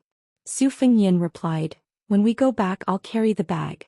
She nodded her head and said, "N." Chapter 1896. The group of 4 passed through the golden persimmon forest of Little Lotus Peak and came to the turtle-carrying tablet at the top of the mountain. It was built under the orders of the Great Feng dynasty. The inscription on the tablet was, "The Great Peak of the Imperial Daoist Ancestral Court," which symbolized the glory of Mount Wudong hundreds of years ago. The only woman among the 4 tourists held a ripe persimmon in her hand. She stood under the turtle-carrying tablet and looked up to read the inscription. The other 3 men stood side by side on the cliff, looking at the scenery at the foot of Mount Wudong. The oldest man stood in the middle with a saber at his waist. On his left was a thin swordsman with a long sword on his back. On his right was an elegant scholar with white hair. Then, when the beautiful woman turned her head, she saw a strange scene. She didn't know when there was only one person left standing on the cliff. It turned out that the swordsman and saber had retreated dozens of steps and were not far from her. She gently walked to the 2 elders and asked the old man with the saber softly, "Grandpa Mao, Uncle Qing is?" The 3 of them were Lin Hongyuan, the young master of the Southern Dragon Palace, Mao Shulang and the sword master Ji Luhan. Mao Shulang, with white hair and eyebrows, lowered his voice and said concisely, "Qiji." Lin Hongyuan naturally couldn't understand such a riddle. He turned to look at Ji Luhan, the chief visiting official of the Dragon Palace. The latter hesitated for a moment and said softly, "Old Qing, as the first distinguished Confucian scholar of the old Southern Tang, was born in a noble family, but he didn't like fame. He traveled all over the country all year round. Previously he felt guilty for not being able to do as he wished when his country was destroyed, so he started to practice martial arts. After so many years he climbed up step by step on the path of martial arts. Finally, for some reason he stayed in the Finger Profound realm for as long as 20 years. This trip to Liang he accumulated a lot and showed signs of breaking through. It is similar to Chao Chongqing of West Chu and Xianyuan Jingqing of Mount Hui." Lin Hongyuan was surprised. Uncle Qing is finally going to enter the celestial state? Mao Shulang didn't care if she was the future master of the Dragon Palace, nor did he care about her relationship with the Southern King. "Quiet." Lin Hongyuan suddenly kept quiet and blushed. Qing Baishuang clasped her hands behind her back and gazed towards the south. The old Confucian scholar stood on the edge of the cliff and muttered to himself, outside the body, grasping the tail of a spear and speaking plainly, "It's really like drawing a cake. Orifices within orifices. Ask the praying mat what is going on in your heart. Only then will you be at peace. Moral essays are destroyed, but the spirit is everlasting. Fame and fortune will vanish in the wake of the world, but integrity will never change. If you don't frown in your life, there won't be anyone in the world who will be angry." How ridiculous. The old man slowly closed his eyes. The wind blew against his face and his sleeves fluttered. Mao Shulang's eyes suddenly widened. In an instant he had already unsheathed his saber. His figure swept forward, brushing past Qing Baishuang, who seemed to be resting with her eyes closed. He crashed into the edge of the cliff and was only 1 step away from falling off the cliff. The old man's saber was silent, but it was filled with boundless energy. It was as if a bright crescent moon had appeared in front of him. Lin Hongyuan saw a woman in white appear out of nowhere in the sky above the cliff. She leaned back, her sleeves fluttering. She stretched out 2 fingers and blocked Mao Shulang's Gangqi. The immortal-like woman in white retreated for dozens of feet before offsetting the powerful and unparalleled Gangqi. The tall woman stood up straight and hovered in the air with no foothold. The mountain wind was whimpering under her feet, and the clouds were lingering around her. Lin Hongyuan gasped. She recognized the identity of the uninvited guest. Tantai Pingjing of the Guanyin sect, the leader of the qi cultivators in the world. Although Lin Hongyuan was always at a disadvantage in the scheming against the young lords, in fact she was not stupid. Instead she was extremely intelligent. She immediately understood that Qing Baishuang's natural ascension this time was not as simple as reaching the celestial phenomenon from the finger Xian. Mao Shulang, who was furious, did not care whether he would disturb Qing Baishuang's state of oblivion. He said to the Immortal in white in a stern voice, "If you want to make trouble, you have to ask my saber first." Tantai Pingjing glanced at the old Confucian who was unaware of the outside world and said calmly, "How many days of glory can you have?" Mao Shulang clenched the hilt of his saber, squinted and said in a deep voice, "I'm just a boorish man. I don't understand the mystery of Tantai Pingjing." Tantai Pingjing no longer paid attention to Mao Shulang. She looked away slightly and said to Qing Baishuang, "Since you have such a state of mind, you should know that there will be at most 4 or 5 Earth Immortals in the future. The 3 sects of Confucianism, Buddhism and Taoism will occupy 1 or 2 places in the Jianghu. At this time you forced yourself to break the realm. Not only is there a fine line between you and the realm of Earth Immortals, but you also gave up the sage of Confucianism. What's the difference between this and seeking death?" Qing Baishuang slowly opened her eyes and said frankly, "Is the sage of Confucianism still the sage of Confucianism? The sage of Confucianism once said that people are not afraid of death. Why should I fear death? Today Qing Baishuang, have never coveted immortality. Why should I tempt it with immortality?" Tantai Pingjing sneered, "You are all frogs at the bottom of the well." Qing Baishuang was high-spirited. She laughed loudly and said, "It is said that capable ministers are born in prosperous times and famous generals are born in troubled times. It is also said that poets are lucky when the country is unfortunate. I, Qing Baishuang, have made some sour poems. I am not willing to nod my head and agree. When the country is in trouble I am willing to die. Even if I die I have no regrets. How can we, scholars, let the warriors on the battlefield enjoy the beauty alone?" Tantai Pingjing sneered, "If you want to die, just die. You are just another lonely ghost of Confucianism in my sect's water moon courtyard." Qing Baishuang smiled boldly and said loudly, "That's good. Today's people are worthy of the ancients." Tantai Pingjing was silent and looked indifferent. Lin Hongyuan opened his eyes wide and his mind swayed. He stared at the beautiful and tall woman in a daze. Lin Hongyuan was no stranger to qi cultivators who claimed to enforce justice on behalf of heaven. There were several such strange people around Zhao Bing, the king of Yanqi. They all had a cold aura that looked at the world as if they were watching a fire burning across the river. They were extremely unreasonable. Those immortals in white hated the fame and fortune that ordinary people all yearned for. They were silent all year round. When ordinary people interacted with them, they would not expect them to bare their hearts to you. Because Tantai Pingjing was a woman, Lin Hongyuan had always worshipped her. Jiang Yan'ai was another worthy female sword fairy after Wu Su, and Xianyuan Qingfeng was also a character with the best cultivation in Jianghu. However, these 2 women were after all too young. It was difficult for the proud Lin Hongyuan to sincerely admire them. Tantai Pingjing was different. She was 100 years old, but her face was still youthful. She was an immortal in the human world. Therefore, the person that Lin Hongyuan admired and envied most in his life was undoubtedly Tantai Pingjing. It should be known that the old beauty of a famous general was especially pitiful. Lin Hongyuan had all kinds of ambitions since a long time ago. One of them was to ask Tantai Pingjing about the unique method of retaining one's youthful appearance. Lin Hongyuan hoped that she would die young. Unfortunately, Tantai Pingjing came and went without a trace. She did not even look at Lin Hongyuan from the beginning to the end. Ji Luan and Qing Baishuang had known each other for dozens of years. Their relationship was the most sincere. He said sadly, "Old Qing, is it really like what Tantai Pingjing said?" Qing Baishuang did not hide. He nodded and said, "My celestial state is indeed spoiling things through excessive enthusiasm. I can't maintain it for a long time. As for becoming a Confucian saint one day, I don't even think about it." Ji Luan sighed deeply. Qing Baishuang comforted his best friend. A scholar should always put what he learned into practice. What's the benefit of being a prime minister in the mountain and an immortal in the forest? Jilu exhaled deeply and said in a low voice, "Fine, I'll accompany you to the outside of Liangzhou Pass." Qing Baishuang asked with a smile, "Why do you want to go?" Zhu pointed at the long sword on his back. "This old friend of mine hasn't cut off the head of a Beimang barbarian." Lin Hongyuan was shocked. If Qing Baishuang, who had no roots in Jianghu, wanted to stay in Beiliang, she, as a minor leader of Jianghu in Nanjiang, didn't care. But if the chief guest of the sect also stayed, she would not be able to explain it to Mr. Nailan. Mao Shulang, who had sheathed his sword, suddenly said, "Count me in."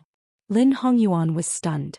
She came with 3 grandmasters of martial arts, but when she left, she was going to be all alone? In addition to staying young forever, her other ambition was to arm wrestle with Xianyuan Qingfeng and become the second female leader of Wulin in Liang. Mao Shulang, Qing Baishuang and Ji Lu'en, who were close to her, were originally indispensable helpers for her to reach the top of Jianghu. Lin Hongyuan knew that once they made up their minds, perhaps only Mr. Nailan could persuade them to change their minds. She thought of her evil plan not long ago and murmured, "Karma is not good." The Confucian scholar Qing Baishuang looked into the distance again and said loudly for no reason, "Confucius said, 300 poems in a word, the most moving part is thinking without evil." The old scholar with white hair on his temples was full of smiles at this moment. In the past, young people thought without evil. In their twilight years they should be like this. Chapter 1897. In the darkness of the night, the young lord who had just been kicked out of his small wooden bed moved a bamboo chair to sit under the eaves. He did not treat himself too badly. He did not forget to bring out a pot of green ant wine and a plate of peanuts. He did not drink the wine. The small plate was placed on his robe and he slowly ate the peanuts one by one. The night was long, so he should eat sparingly. Su Fingyin sighed. Haste makes waste. He thought that she was in a good mood because he had helped her earn so many copper coins. In fact, she did let him touch the small bed. However, when his paw just touched a certain place that was finally not peaceful, he was immediately met with an unexpected disaster before he had time to savor it. Su Fingyin lowered his head and glanced at his crotch. He said sadly, "Jianghu's loyal young man, you enjoy the blessings and I bear the difficulties. That's loyal enough, right?" After muttering, Su Fingyin leaned back in the chair and held the back of his head with his hands. He looked up and saw the bright moon in the sky. It was autumn and the night was as cold as water.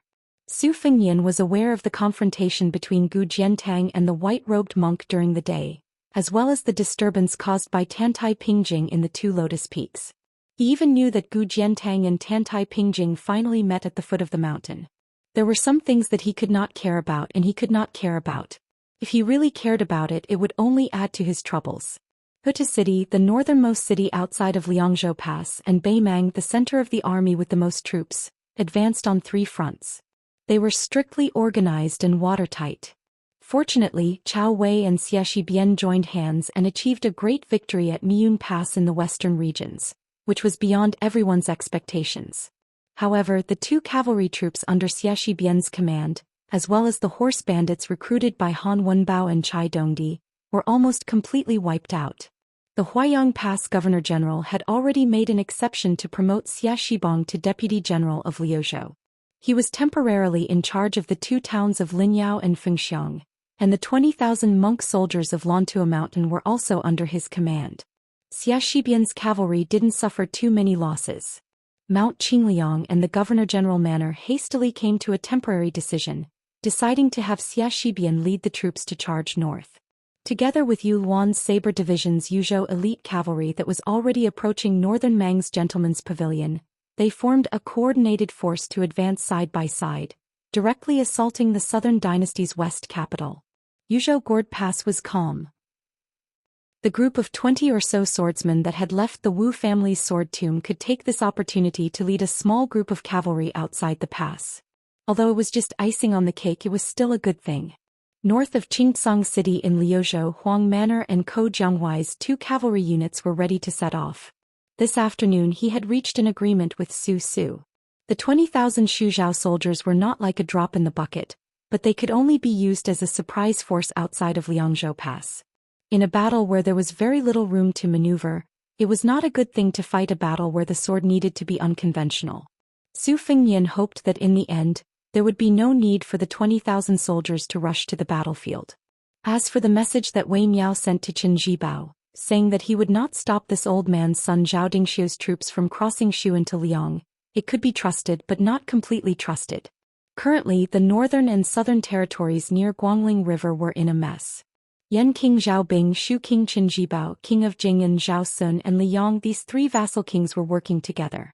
Maybe the Liang court that was loyal to the Zhao family still felt that with Gu Jiantang, this stabilizing force, the court still had some advantage.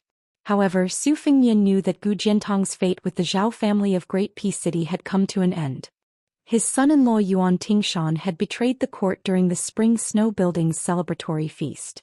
In the eyes of outsiders, he had given his father-in-law, Gu Jiantang, a difficult problem. However, that ambitious mad dog had also gone with the flow. Right now, Su Fengnian, other than the situation outside the Guanbai border, was truly worried about the grain that the court had promised before entering Liang. With his friendship with King of Jing and Zhao Sun, and the fact that Zhao Sun was about to be pushed onto the dragon throne, it would be strange if the court's grain could be smoothly transported to Lingzhou. Originally, these things were not a problem. Even if Zhao Sun really did put on the dragon robe, he was just a puppet. He could speak, but he could not truly change the situation. Even if Yan King Zhao Bing was wary of Beiliang, as long as Zhao Zhu was there, he could still change the situation. However, ever since he met Lin Hongyuan, Su Fengnian had to prepare for the worst, which was that Beiliang would face the greatest predicament of being attacked from the front and back. Su Fengnian carefully chewed on a peanut and calmly said, "Zhao Zhu, you forced me to fight with you. Even if I can't sit on that throne in the future." Su Fengnian sighed and did not say any harsh words. That evening, the Gerfalcon sent a secret message from Wutong'an on Mount Qingliang. It only had 4 words. "They have arrived at Liangzhou." These 4 words were personally written by his second sister, Su Weisheng. Furthermore, one could tell that she had written them with great care. This was a secret matter that had been planned for a long time. Even the Whisk Room and the Eagle Room did not participate in it. From beginning to end, it was only Su Weisheng who planned it.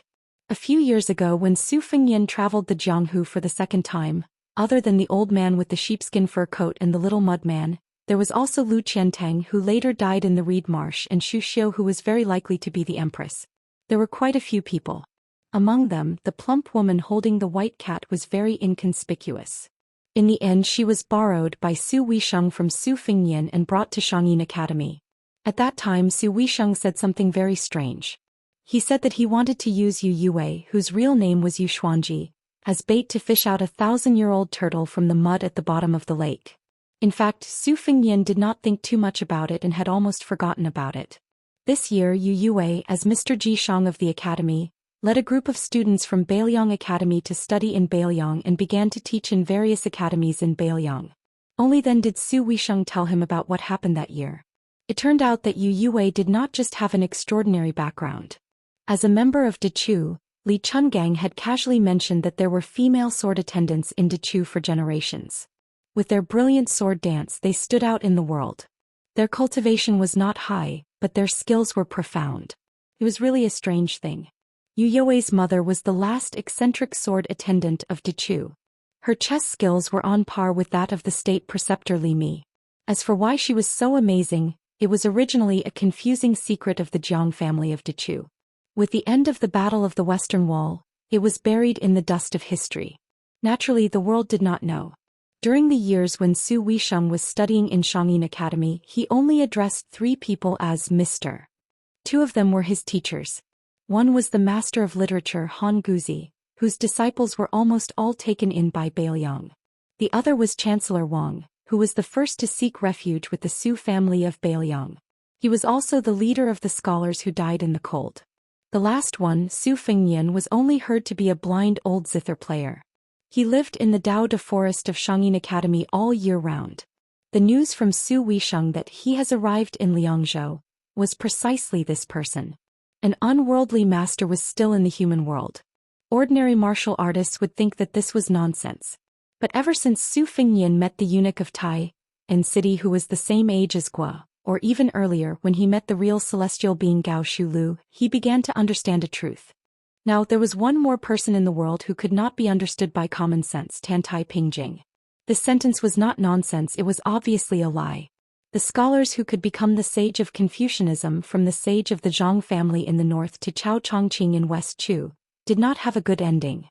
People of the same three religions, Buddhism and Taoism, almost every generation had people who succeeded in proving their Tao, reaching perfection or ascending. Why was it that only Confucianism did not have a good ending? Tantai Pingjing once used her identity as a qi cultivator to explain that it was caused by the Tao of heaven. Su Fingyan felt that what she said made sense, but she did not explain the whole reason. Su Fingyan, who was in a daze, suddenly remembered something. He put down the wine pot and plate, got up and ran to fetch water. Late at night, the elephant washing pool should have finally quieted down. Then he filled the water tank with water. But just as Su Fingyan pushed open the green bamboo fence, he could not help but jump up and curse. In the middle of the night, there were two groups of people coming to the elephant washing pool. Chapter 1898. Su Fingyan hesitated for a moment. He didn't care anymore. Those Jianghu ruffians could do whatever they wanted. If they really pissed him off, he would let those bastards have a taste of the cool autumn air and cold water bath. He carried the burden and continued to walk in that direction. Stepping on the fragmented moonlight shining through the bamboo forest and approaching the elephant washing pond, Su Fingyan already had a rough understanding of the situation. Two groups of foreign Jianghu people had a conflict when they were burning incense during the day. Because Bailiang's laws were harsh and they had already learned a bloody lesson, they didn't dare to fight in public. The two sides agreed to spar at the elephant washing pond in the middle of the night and secretly signed a life and death agreement. They were not allowed to bring weapons and were responsible for their own lives. After the event, they were not allowed to tell the local authorities of Bailiang at the foot of Mount Wudong. Even if they accidentally leaked it, they had to grit their teeth and not implicate others. When Su Fingyan reached the end of the bamboo forest, he stopped and looked up. He saw two groups of people fiercely confronting each other by the elephant washing pond. 7 or 8 people against 20 people. There was a great disparity in numbers, but the former's momentum was stronger, while the latter's military strength was superior. However, the situation was somewhat silent, allowing the leader of the 7 or 8 people to poke and point at their noses. Su Fingyan turned his head and looked. On the huge rock in the middle of the pond, a graceful figure that was originally lying on her back sat up. The woman basking in the moonlight in the middle of the night didn't make a big noise, but when it was discovered by some Jianghu people with sharp ears and eyes, the atmosphere instantly became awkward. After she sat up straight, she faced the two groups of people who were speechless and said, "You guys continue. Don't pay attention to me." Everyone looked over. The water in the pond swayed and the moonlight dazzled. They saw her sitting alone on the rock with a pair of boots neatly placed on her left and a jug of wine on her right. Her appearance was not outstanding, but at this moment, it made her look hazy and made her look even more beautiful. After she opened her mouth to speak, the wine emboldened people and the beauty emboldened them even more. The burly man who was originally pointing at people's noses and scolding them suddenly shouted with a thunderous voice. He heavily clenched his fist and slapped his chest. "Wang Songfeng. I've roamed Jianghu for dozens of years. What did I rely on?" He relied on the word, righteousness. "I don't care who was right or wrong between you and Li Bangxian during the day. Since he found me, it means that he treats me, Hong Mingtang, as a friend. Even if you've invited clan leader Tang and great hero Song to help, we'll rely on our own abilities today. According to the rules of the underworld, the one who kneels down in the end will admit his mistake." The short man in front of him rolled his eyes, jumped up and slapped him in the face. In the pugilistic world, if beating someone up was considered as starting a feud, then beating someone up in the face was considered as starting a feud. As a result, the two sides began to fight because of the woman's interruption. At first, some people still cared about their status, but in the end they became more ruthless. They used all kinds of unorthodox moves such as kicking the crotch, the black tiger, the heart, the monkey picking the peach, and so on. Moreover, they seemed to be using them to the point of perfection. There were all kinds of situations where the donkey rolled around and the dog ate shit. Tragic. Su Fingyan, who was watching from the side with a bucket of water, felt pain for the heroes who had been beaten up. How could it not hurt to be slapped in the face and spin a few times in the air before landing on the ground? How could it not hurt to be kicked in the crotch and roll around while clenching their teeth and not crying for their parents? How could it not be heroic? Su Fingyan, who didn't attract any attention, took this opportunity to go to the elephant washing pool and fill 2 wooden buckets with water. The woman had already put on her boots. She floated to Su Fingyan's side with a wine pot in her hand.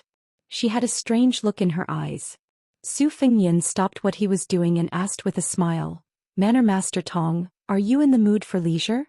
The young female head of Jinsua Knife Manor said seriously, "Tong Shanquan has engraved the prince's parting words in my heart.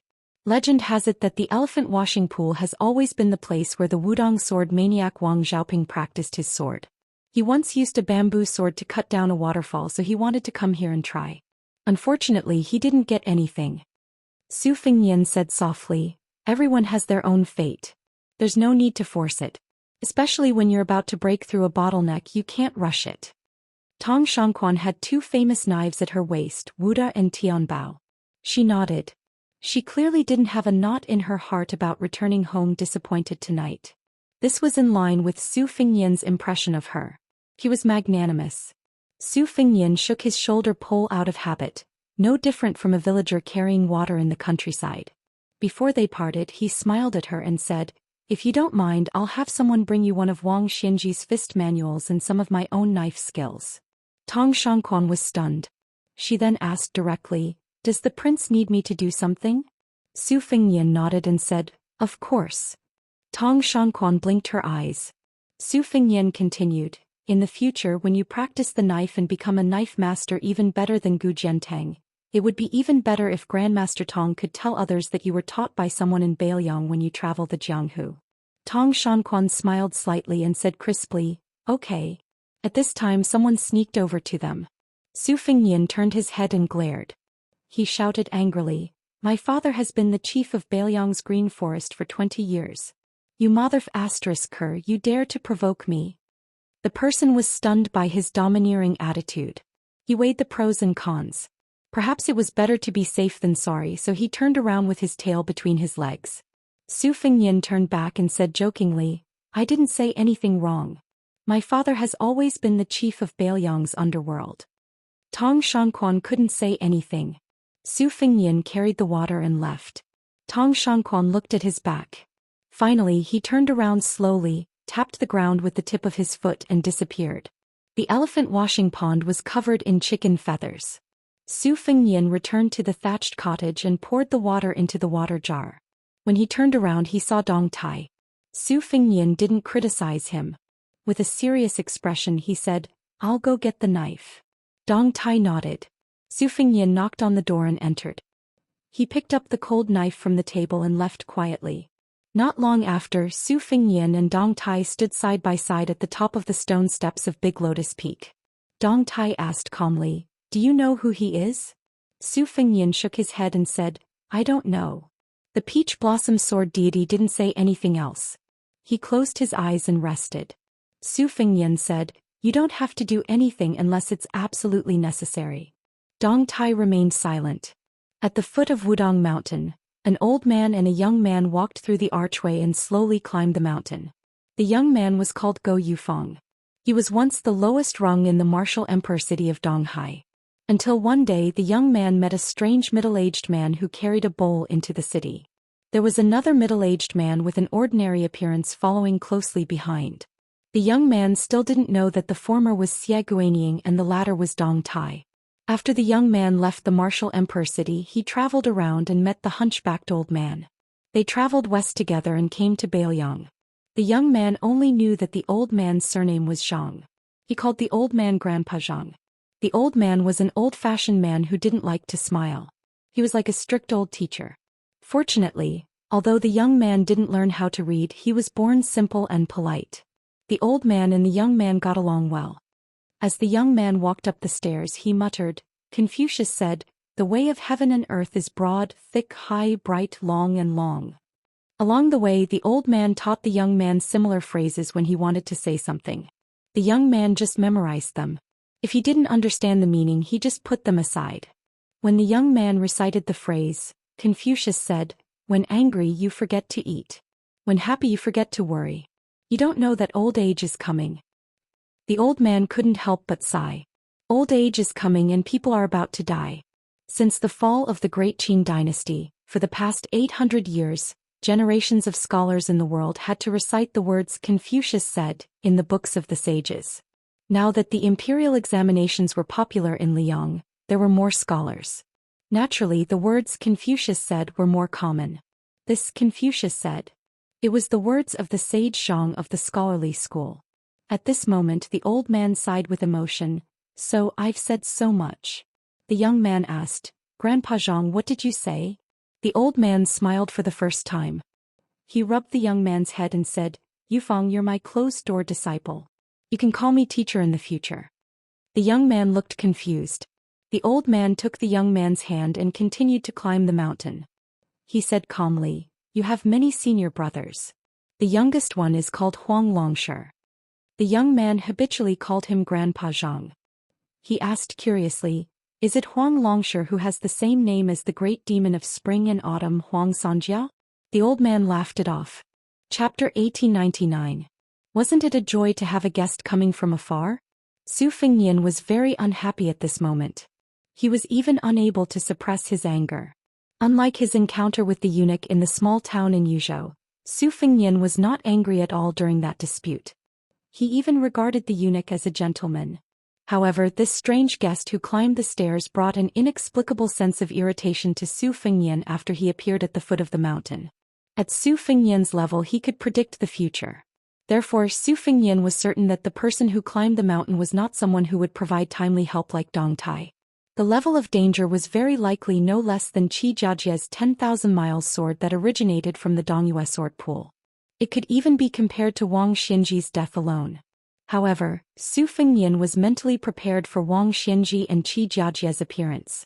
One of them was doing it for her own martial arts while the other was doing it for the emperor. Su Fengnian could understand their loyalty to the emperor.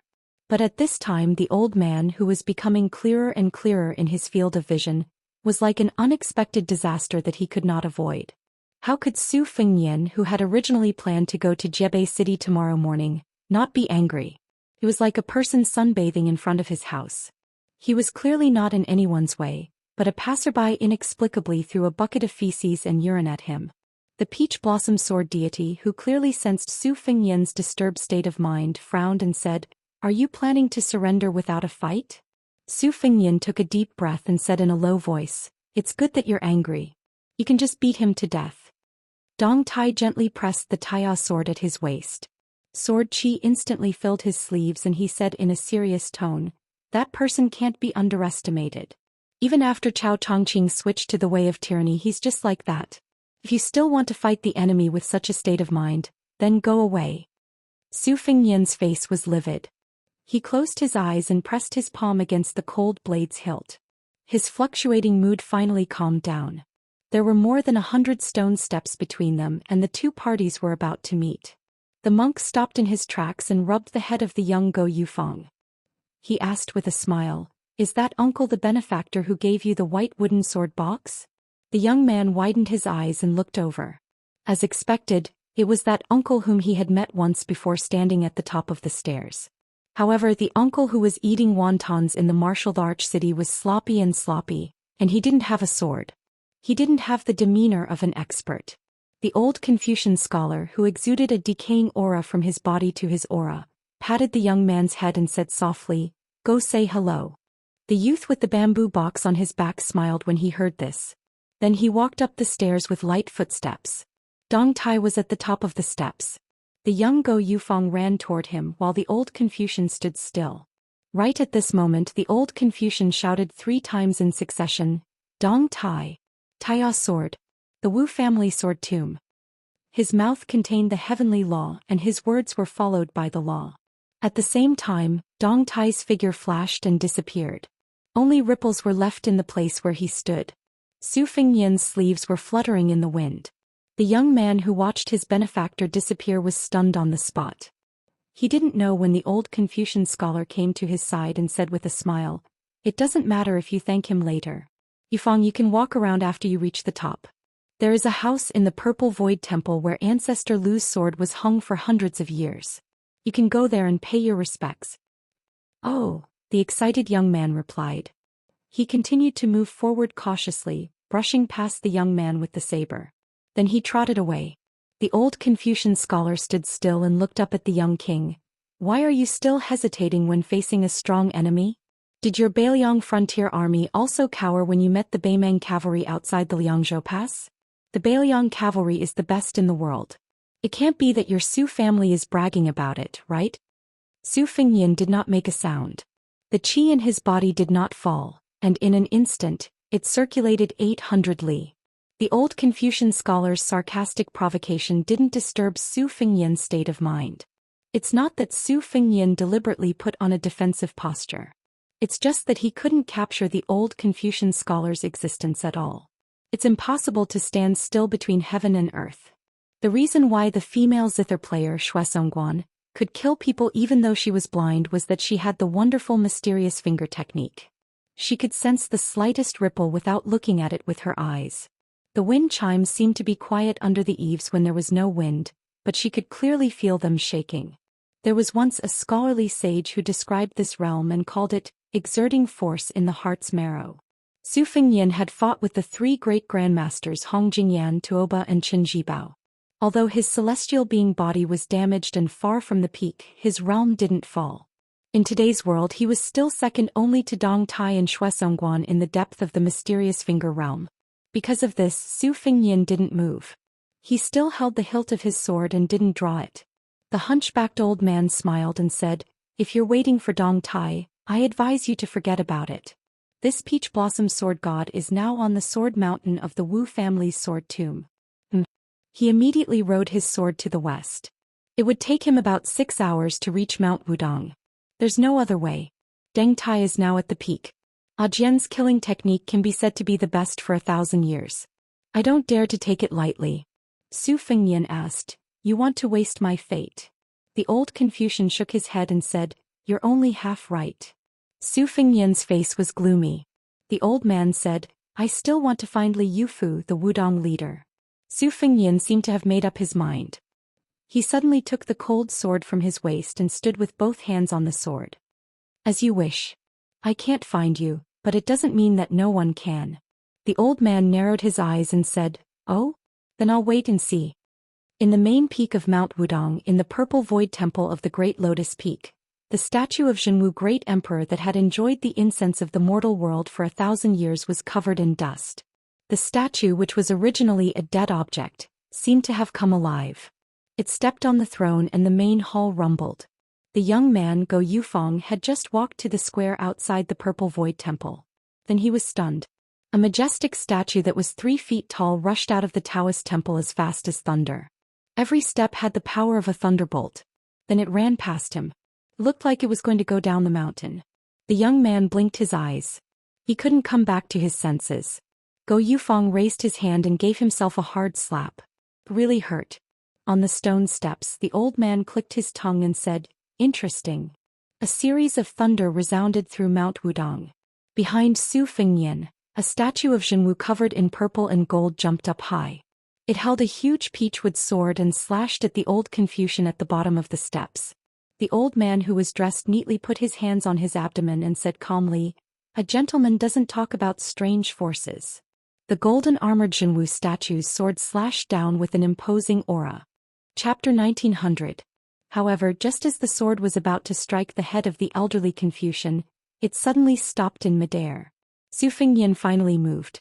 Without hesitation, he directly used the 2-sleeved green snake of the old man. Although he used the cold blade, it was the same as Li Chuangong's wooden bowl. On the stone steps between the two, a thick and brilliant green sword essence flowed rapidly like a river. The old man smiled and said, "A gentleman walks the straight path." When the monk took a step forward, the originally still statue of Zhenwu seemed to break free from its restraints. The peachwood sword struck down before the sword essence. The old man raised his left hand and gently held the peachwood sword. At the same time, his right palm met the 2-sleeved green snake. This kind of leisurely stroll was like a scholar who had studied hard for many years casually picking up a brush and writing on a whim. It was natural and without stagnation. The aura of a saint. The monk had straightened his back and walked up the steps step by step. His left hand held the statue of Zhenwu, and his right hand blocked the 2-sleeved green snake. The peachwood sword of the statue of Zhenwu. Li Chuangong's majestic sword essence. Under the contrast, the old man's steps were slow, but he never stopped. The old man even had the energy to say, "I'd like to see how long you can hold your breath." The purple qi on the statue of Zhenwu the Great Emperor was wavering. Visible cracks began to appear on the wooden sword that was almost as long as a person. From these cracks, countless rays of dazzling light bloomed. This statue of Zhenwu from the main hall of Wudong's Purple Void Temple was, of course, not the Dharma of Zhenwu the Great Emperor. Su Fengnian had long given up on that fate and was no longer involved. But for some unknown reason, Su Fengnian quietly condensed his own fate into it after climbing the mountain. Previously, the young king had jokingly asked Dong Tai how to arrange his fate after death. The Peach Blossom Sword God's answer was of course as carefree as ever. But Su Fengnian could not be so carefree. He had too many people and too many things to consider. Asking Fan Shaochai to search for the wooden sword wanderer was the same. Many seemingly unintentional actions were the same. The old Confucian scholar's weathered face shone brightly under the purple gas and sword energy. He sneered and said, "King of Bailiang, I don't think you can do it with your own fate energy." At the beginning of the magnificent sword force, the young lord said in a deep voice, "Li Yufu, continue your closed-door training."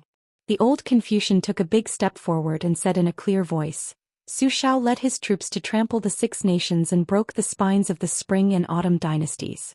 As a result, the Central Plains were littered with new graves. Now that he's dead, do you really think that the Su family doesn't need to repay the debt?" The boundless energy swords kept shattering in the old man's palm. The old man was also somewhat angry. He shouted, "Su Fengnian, do you really think no one in this world can kill you? Well, I let you do whatever you want. As long as you don't give up, Xia Guaniying's death will be followed by Tantai Pingjing's. Even if Tantai Pingjing dies, there will still be the next person." A purple gold date mark appeared between Su Fengnian's eyebrows. He said slowly, "A gentleman walks straight? My Bailiang cavalry guards the border, Huta City, Crouching Bao City, Wanhe City and Qingsong City. Only those who die with their backs to the south will die." The old Confucian scholar suddenly pushed his right palm forward. At the same time, his left wrist shook slightly. The entire energy swords were pushed back dozens of feet. The statue of Zhenwu, whose peachwood sword had turned into powder, was thrown back hundreds of feet. Even when facing Su Fengnian, whose combat strength was not at its peak, the old man was able to gain the upper hand from beginning to end. The old man's unfathomable cultivation was enough to shock the world and make ghosts and gods weep. The old man finally reached the top of the stairs. In his sight, the young lord stood in the distance with a cold saber in his hand. A trace of blood seeped out of the corner of his mouth. The old man smiled and asked, "Even though you've fallen to such a state, you still don't want to use the entire Bailiang's fate to fight against the enemy?" Su Fengnian spat out the blood clotted in his mouth and took a breath of fresh air. If he had not been hit by Tuoba's full-force hammer, even if the old man's cultivation was profound, he would not have been able to push back the energy swords with one palm even if he could block the energy swords of the mortal world. Su Fengnian twitched the corner of his mouth and said with a smile, "My fate is indeed not much, but I still have a chance to keep you on Mount Wudong." The old man's eyes were full of pity. He said, "I thought you would say, even if I die here, there will still be a king of Bailiang on Mount Qingliang who has the same appearance and height. What, is this the confidence you have to fight me to the death? When did the leader of 300,000 Bailiang cavalry, the well-deserved Grand Master of Martial Arts Evaluation, become so unambitious?" Su Fengnian tightened his grip on the hilt of his blade. The old man did not seem to be in a hurry to make a move. It was unclear whether he was worried that both sides would be injured or that both sides would be destroyed. He asked, "Aren't you curious who I am?" Su Fengnian sneered and said, "A stray dog." The old man was stunned and then laughed. "You hit the nail on the head." At the foot of Mount Wudong, there was a purple aura climbing the mountain. It was the statue of Zhenwu that the old Confucian had casually thrown down the mountain. Although the body of the statue was broken, the purple aura lingering around it was even thicker.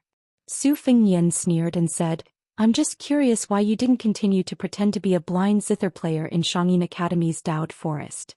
The old Confucian nodded and said, "No wonder you were prepared. It was Su Weisheng who revealed the heavenly secret to you. You're really cautious. Originally, you shouldn't have regarded me as an enemy because of how I took care of the girl surnamed you in Shangyin Academy. It's a pity that Tantai Pingjing won't help you now. No matter how many tricks you use, in the end everything will be for naught. Su Fengyan held the cold blade in his left hand and held it horizontally in front of him. He put 2 fingers of his right hand together and gently stroked the back of the blade. The old man laughed and said, "An ant trying to shake a big tree." Su Fengyan replied, "There was a disciple of your Confucian school who said that he was overconfident." The old man waved his sleeves. "Isn't that because I misled him?" Su Fengyan put his 2 fingers together and stopped at the tip of the blade. Silently, the cold blade was like a talisman. Gao Shulu had once been sealed by this move. The old Confucian was still calm and composed. He glanced at the previously ordinary Bailiang blade and felt as if it contained endless Tao. On the bright blade, there was a faint pitch-black dragon floating around. However, the old man was still in the mood to praise. Very interesting. The person in front of Su Fengyan should have been dead for 800 years. Especially when the Dafeng dynasty was founded and the status of the Confucian school rose. After that, he was respected by the kings as the most sacred teacher of the dynasty. Countless civil officials, regardless of whether they were famous or not, accompanied him when he was alive and regarded it as a supreme honor. The Zhang family's holy mansion and the Taoist master's mansion of Mount Longhu had been known as the Holy Mansion for 800 years. However, no one really thought that the Zhao family could be compared to the Zhang family, especially in the hearts of the scholars in the world. The Zhao family was probably not even worthy of carrying the shoes of the Zhang family. This inconspicuous old Confucian.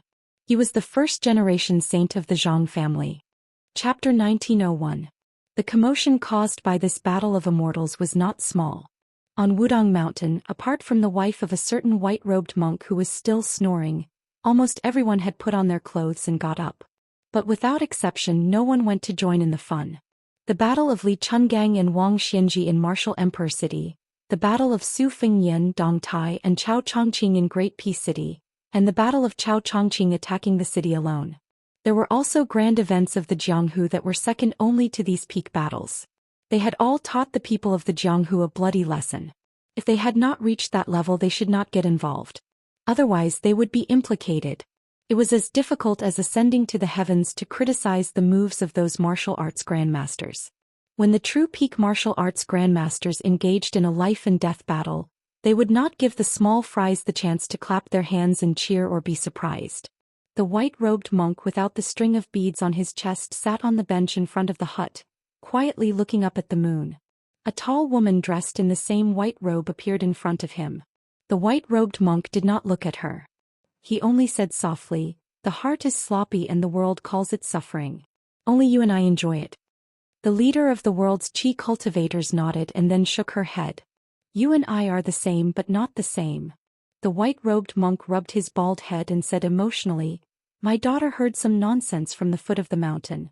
It said that for the women of the world, it takes 10 years to cultivate Song Yushu, 100 years to cultivate Su Fengyan, 1,000 years to cultivate Lu Dongxian." The woman who was 100 years old but had a youthful appearance murmured sadly, "He does not understand." The white-robed monk sighed. "I am more afraid of playing dumb." She suppressed her emotions and looked at the white-robed monk. "No matter what, I am a qi cultivator. I will follow my heart." The white-robed monk made a sound of acknowledgement. "Then this poor monk will not invite you to tea?" she asked. "Is that all?" At this time, the white-robed monk suddenly thought of a young girl's clear voice. "Mother, mother. Wake up. Father is secretly meeting with his confidant again." The white-clothed monk's complexion changed. He hurriedly stood up and said, "Sovereign Tantai, please don't leave. Help me explain." How could the woman who only cared about enforcing justice on behalf of the heavens care about these trivial matters? She directly swept past them and disappeared. The white-robed monk turned around stiffly and saw his daughter gloating over his misfortune, his stupid disciple with sleepy eyes, and his wife aggressively running out of the house with a kitchen knife. The white-robed monk had a flash of inspiration as he said in all seriousness, "That woman is over 100 years old. She's not someone of the same generation at all." The woman was stunned. "So old?" The white-robed monk nodded vigorously. The woman rolled her eyes and turned to leave. "I'm as beautiful as a flower. At the very least, I'm still a middle-aged woman who's still charming." Why would I be jealous of an old woman who's over 100 years old? The white-robed monk secretly wiped off his cold sweat and glared at his daughter. She made a face and said angrily, "It still hurts from being pulled by mother during the day." The white-robed monk said in a bad mood, "Who told you to tell your mother about the little private savings that I've painstakingly saved? You've shot yourself in the foot, haven't you?" The girl was stunned. Just when the white-robed monk was gratified and thought that his daughter had found her conscience and had come to her senses, she immediately turned her head and shouted, "Mother!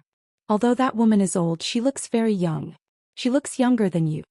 Suddenly, there was an angry roar that was more majestic than the Buddhist lion's roar in the house. "What?" The white-robed monk silently raised his head and looked at the moon. He guessed that this time even Buddha couldn't save him. Buddha probably really couldn't save this monk who drank wine, ate meat and married his wife. However, his stupid disciple suddenly became enlightened and bravely explained to his master's wife. He actually persuaded his master's wife to go back. The white-robed monk who had narrowly escaped death rubbed his cheeks and called his stupid disciple to his side with a smile. "Nanbei, while the moon is bright and the stars are scarce, your mind is clear. Master will teach you the profound Dharma." Little bald head sighed. "Master, you're so old but you still don't know how to behave. No wonder Master's wife has been telling me and that thing these 2 days, flies don't bite a seamless egg." The white-robed monk glared at him. Unfortunately, his stupid disciple wasn't afraid at all. Instead he said in a methodical manner, "Master, Buddha said that feelings against oneself are born from feelings.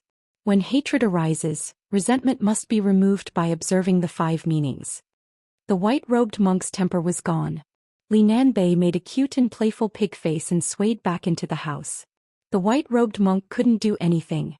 The stupid Nanbei suddenly whispered, "Master, I've actually been helping you string the prayer beads the whole night. I was afraid that Master's wife would find out that the string was broken and would worry about the impermanence of life. I didn't even dare to light the oil lamp.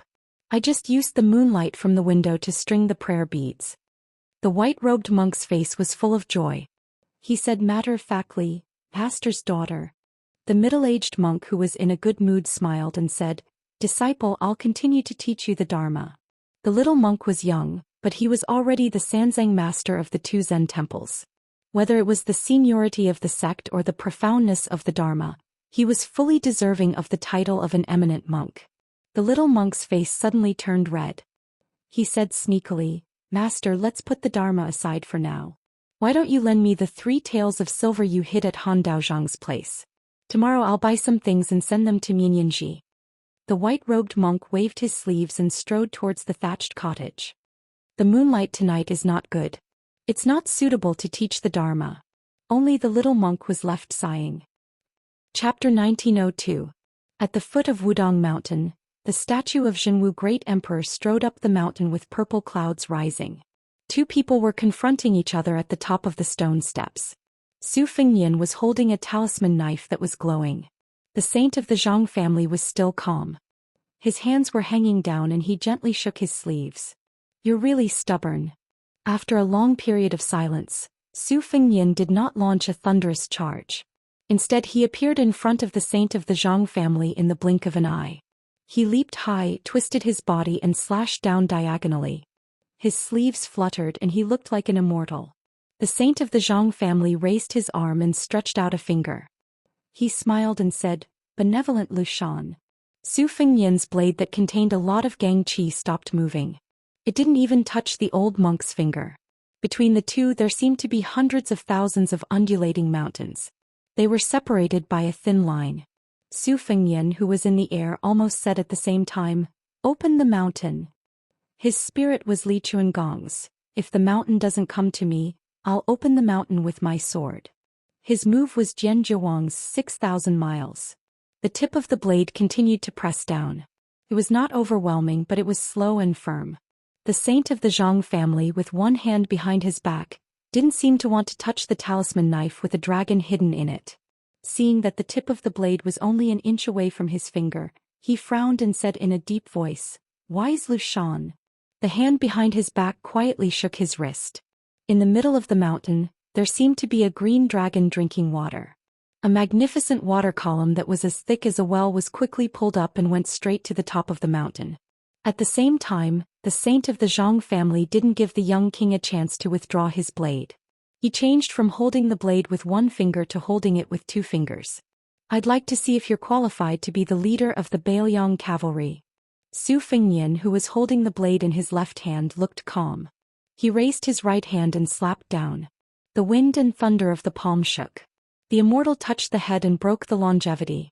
The saint of the Zhang family, who was driving the long dragon in the pool to hit Su Fengnian's chest, had to slightly change its course to respond to the young king's palm. Previously, the old monk used one palm to disperse the green snake in his sleeves.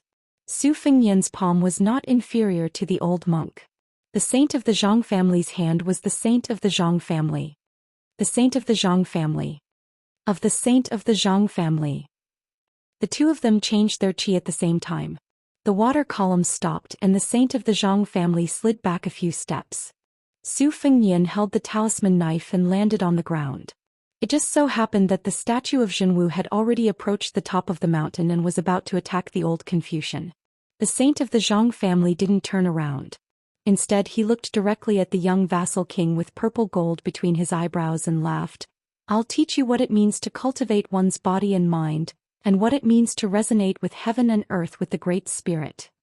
The old monk gently stomped his foot.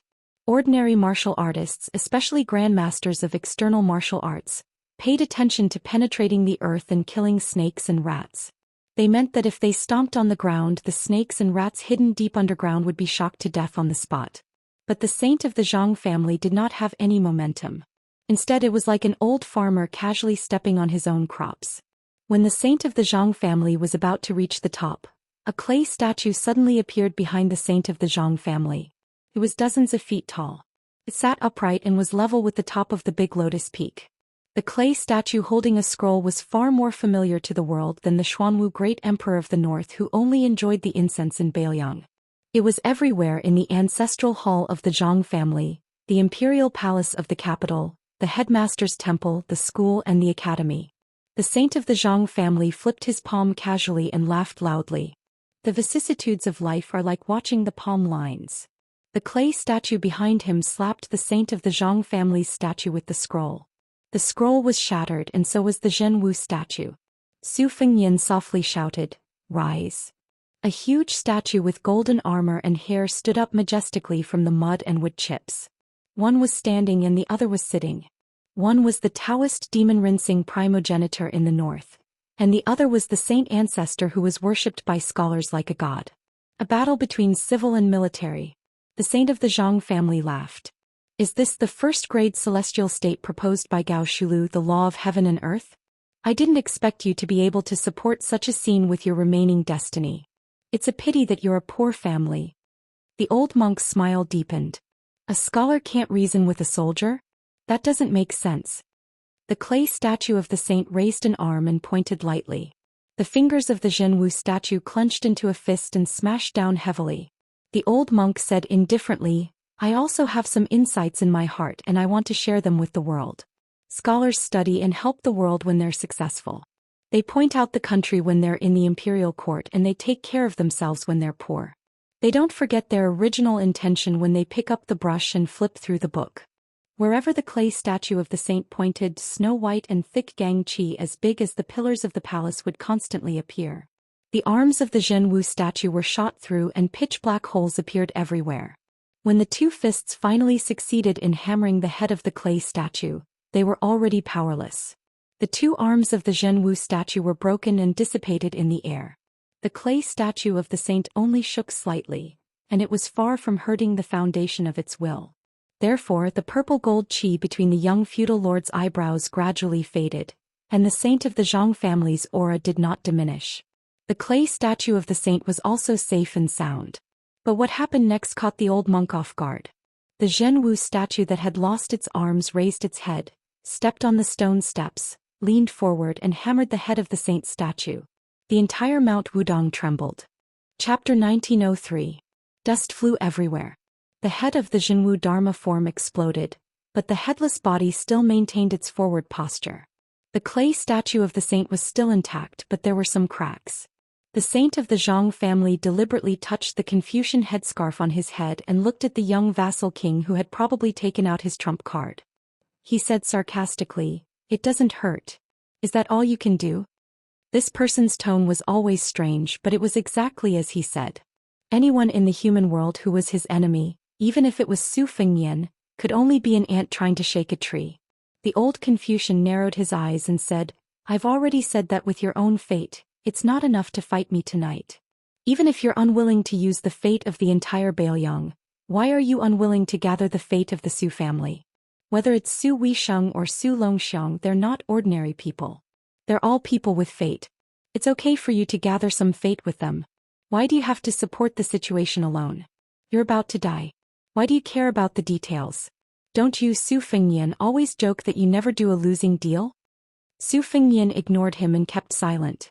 Since he was young, as the eldest son of the Su family, he was the only one who gave all kinds of rare things to his eldest sister, second sister, and Huang Manor. He had never asked for anything from them.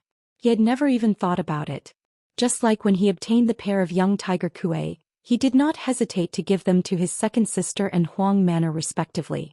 When he got the new swords spring and autumn from the swordsmith surnamed Qi in Beimeng, he also thought of his brother immediately. He thought that he could finally change the wooden sword. When he snatched the river soldier from Jiangfuding, he also thought of borrowing the embroidered winter spring thunder from the white fox face. He could finally return the favor. Su Fengnian had always believed that he had gained too much, so he should not complain and should be generous. The old Confucian stared at Su Fengnian's eyes and sneered, "A falling leaf indicates autumn. The first vassal king of Liang, who has 300,000 elite cavalry, is actually such an indecisive fool. It's ridiculous." Su Fengnian said slowly, "You can nag when you win. It's still early." The saint of the Zhang family laughed and said, "When I win you, you'll die. Who will I talk to then? Do you want me to nag at a dead person?" Su Fengnian's eyes were firm and his face was cold. "My master Li Yishan, the chancellor of the Shangyin Academy, Zhang Julu of Liang, Wei Jingtang of Jizhou, and many others. In my heart they are the real scholars. It's lucky that you, the sage of Confucianism, did not dare to show up for hundreds of years. Otherwise you'll be a laughing stock." The saint of the Zhang family did not take it seriously and said with a smile, "It's still too early to say that." Su Fengnian held his breath and concentrated. Since the disappearance of the Zhenwu Dharma form, it was harder to catch the old Confucian's qi. The old man raised his arm and waved it in the air. Suddenly a 3-foot green gang qi appeared. The old man seemed to be lost in thought and sighed, "Maybe the descendants only know about my knowledge, but they don't know that it was me who started it." When the saint of the Zhang family condensed his qi into a sword, Su Fengnian instantly attacked silently. The old man stood on the spot and twisted his sword-wielding arm behind his back. With a simple sword stance, he blocked the talisman knife that was trying to cut off his head.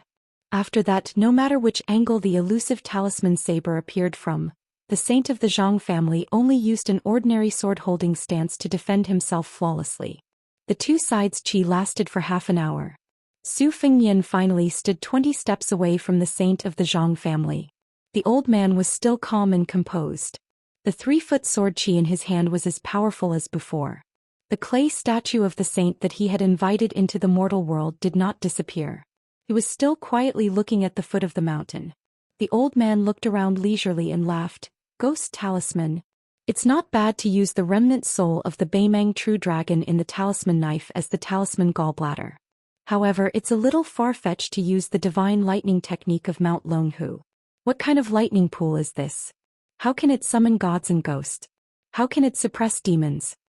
There were 21 pocket-sized flying swords hovering around the old man. The 12 flying swords were given by Dong Tai. Black armor, childhood sweetheart, morning dew, spring water, peach blossoms, moth eyebrows, vermilion bird, yellow tongue, and golden thread teeth. The 9 flying swords were later forged by Su Fengnian according to all kinds of life's will, and earnestly requested Mount Qingliang's Moism master Juzi to forge them. They were Fengdu's old Jiao Du, Yushui's fine beard, childish wild fox, sheep fat ant Shen. Above each of the motionless flying swords, there was a yellow talisman glittering with golden light floating above them. The saint of the Zhang family exclaimed softly and asked curiously, "Why is the word talisman gallbladder missing?" The Daoist sects in the world are divided, But at the end of the day, the talisman gallbladder is nothing more than a dozen words in the word aura. The talisman gallbladder has no words.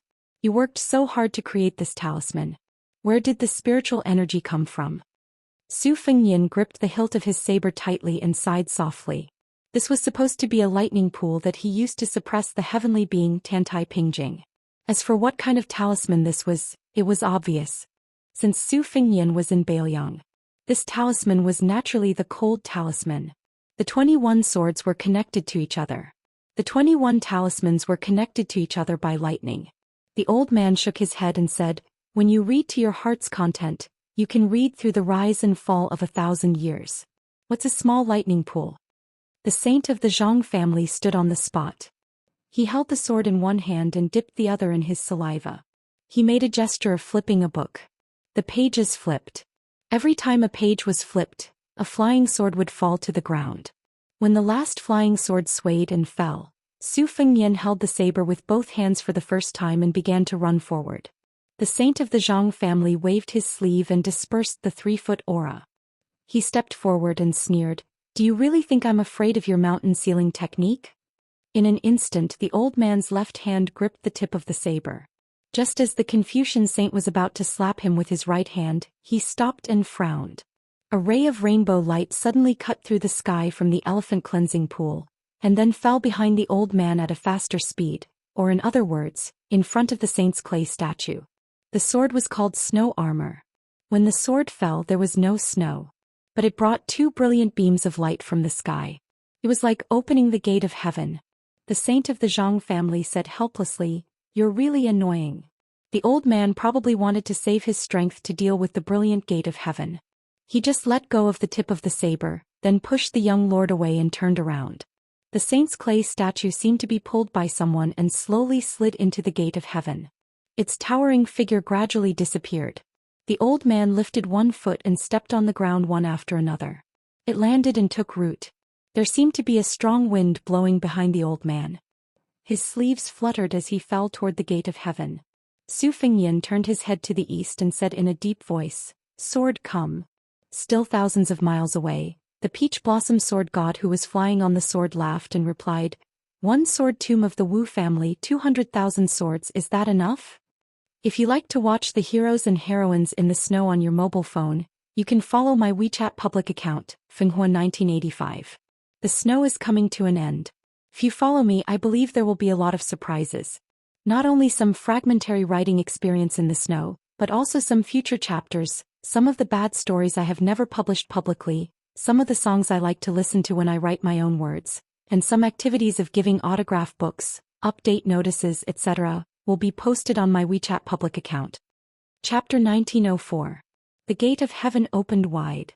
Vaguely, one could see the heavenly maidens scattering flowers. In a trance, one could hear the chanting of Sanskrit and the ringing of celestial bells. Of course, it was to forcibly recruit the first ancestor of the Confucian school. This kind of formation was like the Grand Kai sect of the world welcoming a distinguished guest. At this critical moment, the old man still had the mood to turn around and smile at the young lord. "My old body has been buried in the ground for hundreds of years. I can't stand your torment." Then the old man looked to the east and laughed. "You, the peach blossom sword god, are too narrow-minded. As a junior in Jianghu, you don't know how to respect your elders. Do you really want to take revenge on the same night?" Su Fengyan's face was solemn. Dong Tai drove more than 200,000 flying swords of the Wu family to Baoyang. He even needed the swords to go before him. Compared to the time when Qi Jiaj escaped to the foot of the mountain, Dong Tai needed to consume a lot of energy. Even if Dong Tai was regarded as the most powerful person in Jianghu, the most powerful person in the Finger Mysterious Realm, and the best swordsman in the past 1,000 years, Su Fengyan knew how difficult it was for Dong Tai to drive the entire ancient swords of the sword tomb at the same time. The more difficult it was, the greater the burden on Su Fengyan. Especially the old man in front of him was so calm.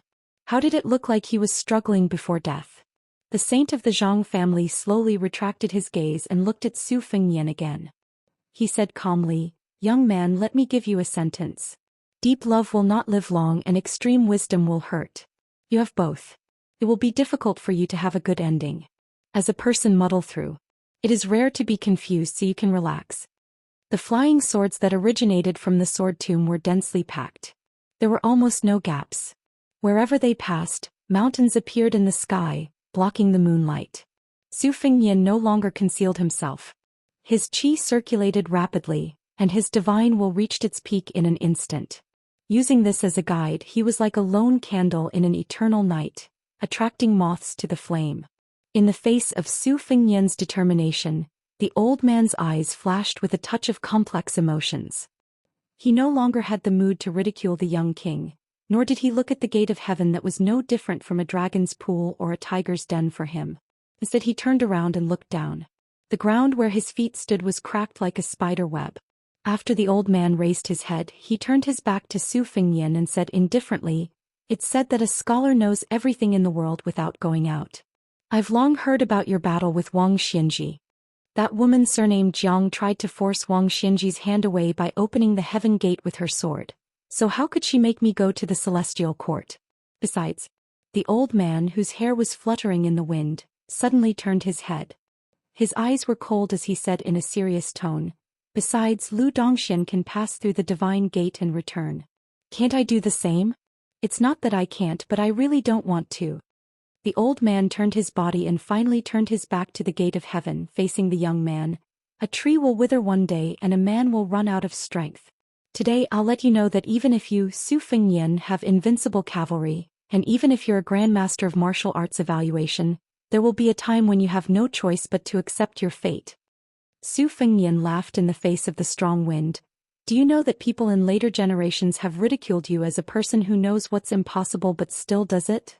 Su Fengnian continued, "Do you know that a quasi-sage in the Confucian school whose status is only second to yours said, 'Even if there are thousands of people, I will go forward'?" The old man said indifferently, "Those are good words, better than your words of a stray dog." Su Fengnian and the saint of the Zhang family looked at each other. Although the heart may not be able to reach it, it can still make people yearn for it. When Su Xiao was old, he told me in private that he didn't like all the scholars in the world. But when he remembered how many times in the early years he saw scholars together in the palace, each in high spirits, the jade pendants on their waists jingling, he really envied them. It was so pleasant to the ears. Finally the old man said, "Generally speaking, if things are not at peace they will make a sound. Since that's the case, Su Fengnian, do you have any last words for this world?" The talisman on the cold blade had disappeared. Su Fengnian hung the new cold blade of the Su family's 6th generation. Countless heroes have died in Bailiang. Every family has a white scarf. Most of them don't leave behind any last words and they don't need mine. The old man shook his head and said, "That's because you haven't really lost all hope." Su Fengnian, who was indifferent, raised his palm as if he was grabbing something. The saint of the Zhang family snorted, "Dong Tai's flying sword is not bad, but it must be able to reach Wudong Mountain." The old man also raised his arm and then pressed down, "Drop the sword for me." The first wave of flying swords that had already approached Bailiang and Yuzhou were nailed into the ground like arrows at the end of their flight.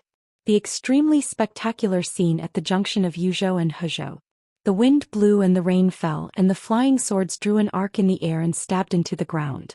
They fell on the mountains, the rivers, the fields and the yellow sand. It was like a heavy snow falling on all the places where there was no one. The young man who had been leading the flying swords to the cold had a trace of scarlet blood between his eyebrows. However, the place where the sword fell was getting closer and closer to Wudong Mountain. A wave of slanted flying swords was less than 100 miles away from the Big Lotus Peak. And the young king's ears, nose and mouth also began to bleed. After the saint of the Zhang family pressed down with his palm, his originally motionless body slid back a step, and he was one step closer to the gate of heaven. When a wave of more than 1,000 flying swords landed on the green bamboo peak to the right of the Big Lotus Peak. The young man's eyes began to bleed. His face was already covered in blood. When a flying sword landed in the deep stream outside the Big Lotus Peak, Su Fengnian's face was already blurred. But that unknown rusty ancient sword was already the last of the 200,000 flying swords in the Wu family's sword tomb. But that saint of the Zhang family, even if he seemed to have his back against the gate of heaven, his feet were still standing outside the threshold. The difference of one step was like the difference between heaven and earth. In the human world of the heavenly court, the old man lowered his head and looked at the 3-foot sword called Armor of Snow. and gently pressed down with his free left hand. The young man whose face was covered in blood slightly twitched the corner of his mouth. The old man, who was clearly not looking at the young vassal king, seemed to be able to see through the mysteries of heaven. I know that you still have one last sword, but no matter how much you calculated, you would never have thought that in the entire northern Liangpath's 4 provinces, you would be able to borrow that sword no matter where you went. Only on Wudong Mountain you would not be able to do it. After all, Wudong Mountain is a peaceful place for Taoists, and since ancient times it has been the ancestral court of Taoism in the north. From the Great Qin dynasty to the Great Feng dynasty and now to Liang, this place has almost never been affected by the flames of war, so the connection between you and the Su family is the weakest. If it was outside the Liangzhou Pass at the mouth of the gorge in Yuzhou, not to mention that I couldn't stop you from borrowing Dong Tai's last sword, I'm afraid that I would have already sent you to the gate of heaven. The old man slightly bent down and gently patted the sword's hilt. You and that Taiya sword are brothers in hardship. A rainbow light like a comet in the sky from the west to the east crashed into the big lotus peak. But it seemed to have crashed into an invisible wall. It caused a burst of dazzling sparks and was incomparably gorgeous. Chapter 1905. The ancient sword couldn't move forward an inch and it kept whining. The old man closed his eyes as if he was listening to the sound. He murmured, "Essays talk about grief but not pain, but on the battlefield it is said that soldiers with grief will win. Which one is right?" The old man answered his own question. Scholars write essays, but how many of them really work hard? But people die in war. It would be strange if they don't die. The Confucian ancestor finally looked at the young man. He slowly closed his eyes. His face was blurred by blood, so it was impossible to see his expression. He didn't know if it was pain, sadness, regret, relief, or something else. If he consumed Baoyang's fate, he might be able to save himself. But if he fought Liang Meng, he would definitely lose. In the end, he didn't want to. Was it also, not impossible but unwilling? This sage of the Zhang family, who had overpowered the 2 grandmasters on Mount Wudong tonight, laughed aloud, looking up to the sky and laughing loudly. Desolation, sorrow, joy, all kinds of feelings. The old man suddenly shouted at the sky, "I am a scholar. Although I am good at cultivating Haoren Qi, I never ask for immortality. *CK off the cycle of heaven. I have been guarding the human world for 800 years, and I have seen you immortals order me around for 800 years. Now you want to take an inch and want a mile." The heavenly gate exploded with a bang. The old man ignored the huge movement behind him, stepped out, looked at the young king and asked sternly, "Su Fengnian, I ask you. The new valley is basking in the sun, the oranges are hanging high, the fisherman is wearing a bridle, the old farmer is carrying a hoe, the woman is picking mulberry, the child is herding cattle, and the old woman is making clothes. The iron armor is clanging, the sword is like frost, the drums are like thunder, the iron cavalry is out, the arrows are like rain, the smoke is everywhere and corpses are everywhere. Have you seen all kinds of things in the world?" The young man covered in blood didn't move. Between life and death one could see life and death. When there was no way out, one could see the root of human nature. But this guy surnamed Su, is he really dead? It shouldn't be. The old man showed a trace of panic for the first time. He quickly moved forward and came to the front of the young man. He stretched out his thumb and pressed on the middle finger of the vassal king. He wondered, "The qi in your body is still quite strong. Why is there no movement?" In the next moment, this absolute saint was sent flying by the young man's kick. The old man fell heavily to the ground, but he didn't stand up. He just sat there as if he hadn't completely regained his senses. The young man also sat on the ground with his hands on his knees. He opened his eyes and said weakly, "Damn you." The old man burst into laughter. Su Fengnian had no idea what this crazy old man was thinking or what he was trying to do. He was constantly gasping for breath and of course he was also vomiting blood. But for some reason, while the pain pierced his heart, he also felt an inexplicable sense of refreshment, as if a heavy burden had been lifted off his shoulders. Especially that kick, it was really a kick to his heart's content. The saint of the Zhang family raised his hand and patted the dust off. He pointed at his own nose and asked, "Are scholars powerful?" The young king was speechless. He could only move his mouth. It seemed that he was trying to tell him to get lost. The old man snorted and said, "So what if he's Lu Dongxian? Didn't he ask me for advice in the early years?" The young man also pointed at his own nose.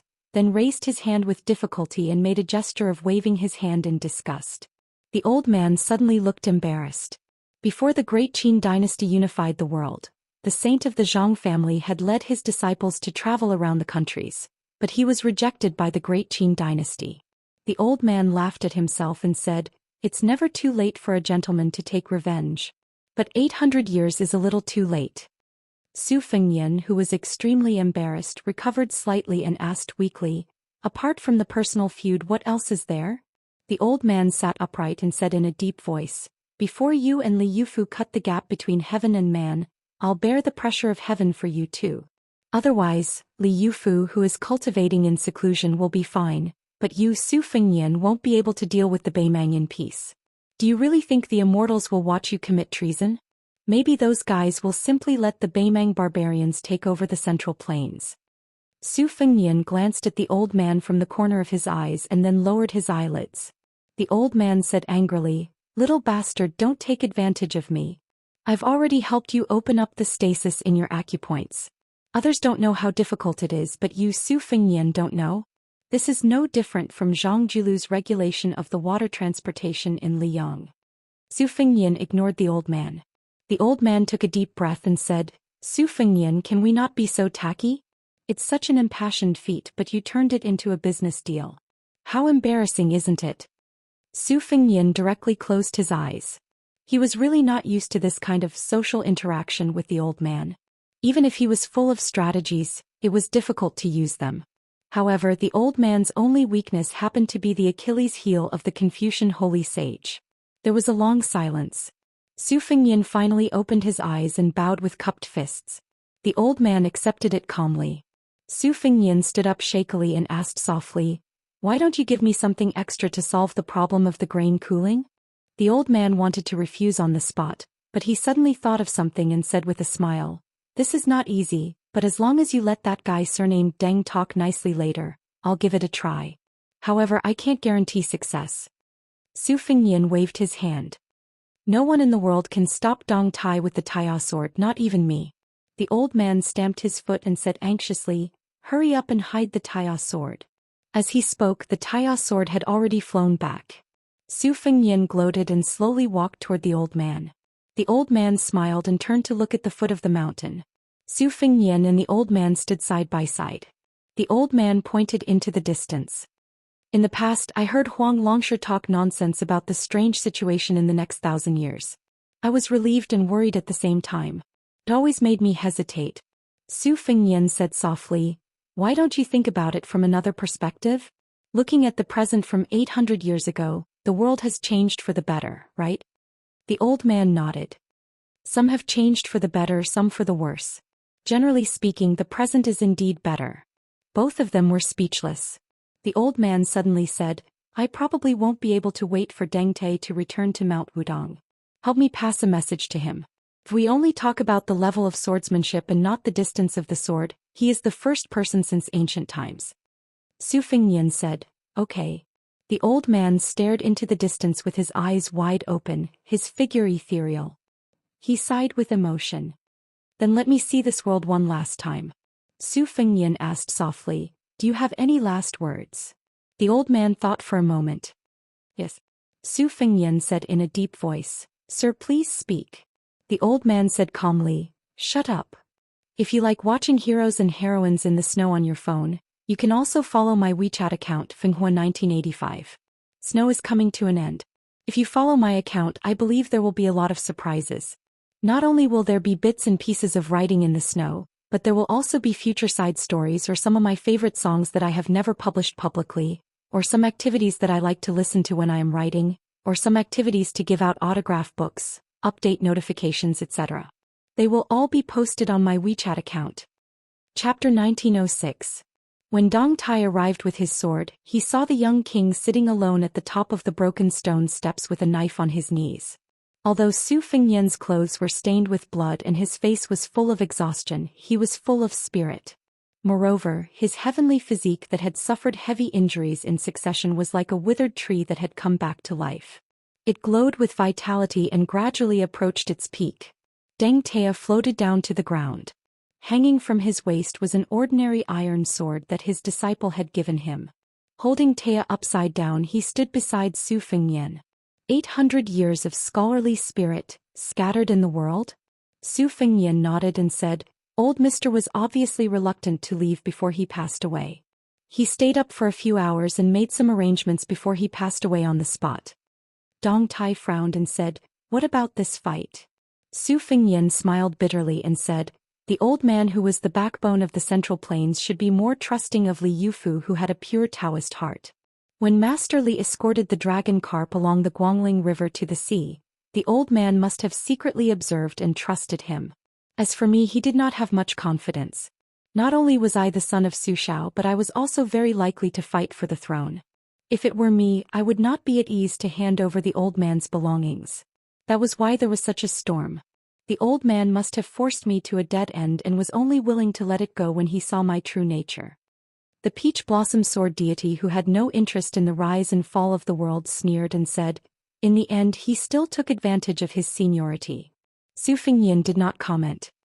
He turned around and asked with a smile, Is it because the flying sword can't enter Mount Wudong? Dong Tai said frankly, Of course. Once the sword is out, how can it return without any results? Su Fengyan and Dong Tai raised their heads at the same time and looked at the distant sky that was gradually turning white. After the saint of the Zhang family died in a way similar to the immortal genre of Taoism, there seemed to be a new phenomenon between heaven and earth. It was unclear and covered the mysteries of heaven. Heaven and earth were filled with righteous qi. Mixed qi gave form to the flow, abundant enough to fill the firmament. Su Fengyan said in a low voice, To establish one's virtue, to establish one's merit, and to establish one's words. Sir, I really can't do it anymore. Dong Tai crossed his arms in front of his chest. It's amazing, but in my opinion, it's still a little unsatisfying. Su Fengyan sighed helplessly, How can everyone be like you, Dong Tai? You don't just stand there and talk. Su Fengyan remembered something and said with a smile, That's right, before the old master left, he wanted me to tell you that in his opinion, since the beginning of the sword 1,000 years ago, you Dong Tai have the best swordsmanship. Dong Tai grumpily said, The path of swordsmanship is just a sesame seed abandoned by ancestor Lu after picking up a watermelon. Su Fengyan rolled his eyes and said, Talking to you is boring. Dong Tai glanced at him from the corner of his eyes. Su Fengyan asked, How should we deal with the 200,000 swords scattered on the ground of the Wu family's sword tomb? Do we need you to return them? Dong Tai asked in return, Why do you want to keep them? Su Fengyan hurriedly waved his hand and said, How would I dare? That Wu family's ancestor would fight to the death with Bailiang. I can't go overboard when I use my hoe to steal their swords. Dong Tai said, Then I'll return them all.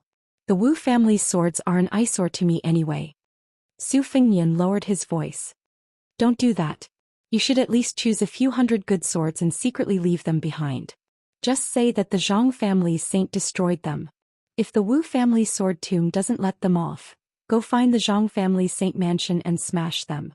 Dong Tai's face was full of disdain. I can't be bothered to do that. Su Fengyan smiled brightly and said, There's no need for the peach blossom sword god to waste your energy. I'll do it. I'm quite familiar with intercepting swords. Dong Tai obviously didn't want to deal with this. He began to hold his breath and meditate. Controlling 200,000 swords to go to Bailiang was definitely not an easy task. Su Fengyan suddenly said, Before the old man left, he told me that Baimang's Tuoba's martial arts cultivation had advanced by leaps and bounds overnight. Dong Tai immediately understood the crux of the matter. His face darkened. He wants to use both Tuoba and Tantai Pingjing to deal with you at the same time? Su Fengyan said, That's about right. Dong Tai asked, Did the old man say how high Tuoba's cultivation is? Is there an analogy? Su Fengyan shook his head and said, It's not clear. He only said 5 words, Celestial beings live forever. Dong Tai frowned and said, I've never been good at these cryptic words. Just tell me directly. When Wang Xianji left the Eastern Sea, was Tuoba slightly inferior or similar? Su Fengyan had obviously thought about this troublesome question long ago. He blurted out, I guess the best result is that he was slightly inferior. Dong Tai asked, Then the worst result? Su Fengyan half joked, I'm afraid I'll scare you if I say it. Dong Tai twitched the corner of his mouth. Has anyone ever told you that it's actually quite boring to talk to you? Su Fengyan shook his head and said, no, especially women. There's a popular saying in the Central Plains that proves it. 10 years to cultivate Song Yushu, 100 years to cultivate Lu Dongxian, and 1,000 years to cultivate Su Fengyan. Dong Tai said indifferently, oh? Not 100 years to cultivate Su Fengyan, 1,000 years to cultivate Lu Dongxian? Su Fengyan pinched his chin and pretended to be confused. Did I remember wrongly? Dong Tai couldn't help but raise his voice. Spit it out. Su Fengyan put away his joking expression and sheathed the cold blade at his waist. The worst outcome is that at some point in time, Bodhisattva Tuoba's combat power will be slightly stronger than Wang Xianji's. Dong Tai dismissed it with a smile, loosened his arms and stretched. Dawn was coming. Then that's the worst result. Why don't you let me deal with Tuoba? Su Fengyan shook his head and narrowed his eyes as he gazed at the serene scene of the sky gradually turning blue and white. He lazily said, you've already fought him once in the northern Mang. Let me do it this time. Dong Tai was silent for a moment and then said sarcastically, don't forget you fought with him twice in the western regions and outside Liangzhou Pass. If I remember correctly, it was a draw and a loss, right? Su Fengyan allowed the breeze to blow away the last bit of blood on his body. When have I ever lost? Moreover, that time in the western regions, if Li Mibi hadn't interfered at the last moment, Tuoba would have been a dead man. Dong Tai dismissed it with a smile. Fine. If you want to be a hero, Dong Tai will satisfy you. Su Fengyan said softly, perhaps in terms of combat power we are all in the celestial realm, so there's not much difference between us. However, there's a state of mind unique to Wang Xianji. Even if you, Dong Tai, have Tai Yi, and even if Tuoba received a gift from an immortal, it's still impossible. Dong Tai asked curiously, invincible in the human world? Su Fengyan suddenly pulled out his cold saber and pointed it at the great sun leaping into the human world's vision. The entire world's enemy. Dong Tai asked again, you have it? Su Fengyan didn't answer the question. I've always had it in Baoyang. For those who like to read on their phones, you can follow my WeChat public account, Fenghua 1985. Yesterday I added more than 10,000 people. Today I guarantee at least 2 chapters. Chapter 1907. The figures of pilgrims gradually appeared on the stone steps of the divine path. Su Fengyan quietly went to the elephant cleansing pool. He took off his outer robe and squatted by the pool to wash himself. If one were to say that Su Fengyan was familiar with intercepting others, he was not bad at this work. In last night's thrilling battle between heaven and man, except for Jiang Ni and Li Yufu who were deliberately excluded, there were still a few grandmasters from the Central Plains who stayed in Wudong to watch the battle. There was also a white-robed chi trainer who looked at the battle from the top of the Jade Pillar Peak. He probably had the idea of benefiting from the battle. After all, whether it was the sage of the Zhang family or the new prince of Liang, Su Fengyan, whoever died would be a great supplement to her fate. If both of them died and she was lucky enough to support both of them at the same time, there might be a real land immortal in the human world. Not only could she live for a long time, but she was also not bound by the way of heaven. The 3 top masters of Nanjiang, Lu Xianlang, Qing Baishuang and Ji Lu Un, stood together on a suspended plank road and looked from afar. The blind female zither player Xue Songguan walked slowly and finally stopped half a mile away. But the person closest to the battle at that time was the man in purple. Just as Su Fengyan was washing clothes skillfully on the green stone slab, there were already groups of Jianghu people in the elephant cleansing pool. Now the Central Plains recognized Wudong Mountain as not only a blessed place for cultivation, but also a precious place for martial artists to understand the heart of heaven. All the Jianghu heroes who heard the news and came here were mostly people who had encountered a bottleneck in martial arts. They liked to sit here cross-legged and look at the waterfall, the pool and the huge rocks. They would imagine that the previous chief Hong Shixiang used to fight here, sword maniac Wang Zhaoping used to fight here, and great master Su Fengyan used to practice his saber here. They racked their brains to fight for a spot, just like the scene of pilgrims fighting for the first incense. Su Fengyan inadvertently heard a group of people whispering nearby. It seemed to be a nursery rhyme, wood dragon against stone tiger, thousands of gold and silver who can see through it and by Yangzhou prefecture. It was said that the old Prince Liang Su Shao had long predicted that Beimang's million-strong army would come knocking on the border, so he prepared for a rainy day. He had already sent the Fu Shui Chamber's men of sacrifice to a hidden secret place, in case the Su family could not stop Beimang's iron hooves from the south, so that the Su family could make a comeback and continue to fight for the world. At first Su Fengnian thought it was funny, but soon he realized that there was something unusual about it. His heart sank. Guangling Taoist Yangzhou Prefecture had always been the richest prefecture in the Central Plains. Buying Yangzhou Prefecture with just 5 words, directly described the wealth of the Su family's heavy silver to the common people. Not only that, listening to these people's idle chatter, it seemed that they directly ignored Tide Listening Lake, which should have been the biggest suspect, and directly guessed that Mount Qingqing and the military town of Linyao were the 2 places. Su Fengnian could not help but be shocked. According to these people who listened to the rumor, the latter guessed that Li Yishan was personally in charge of the Su family's hidden treasures. The poison warrior who had been hell-bent on scheming for the Su family all his life, used a trick. On the surface he constantly drove refugees to Liuzhou to confuse the public, and secretly colluded with Mount Lantua in the western region. Could be said that it was a foolproof plan.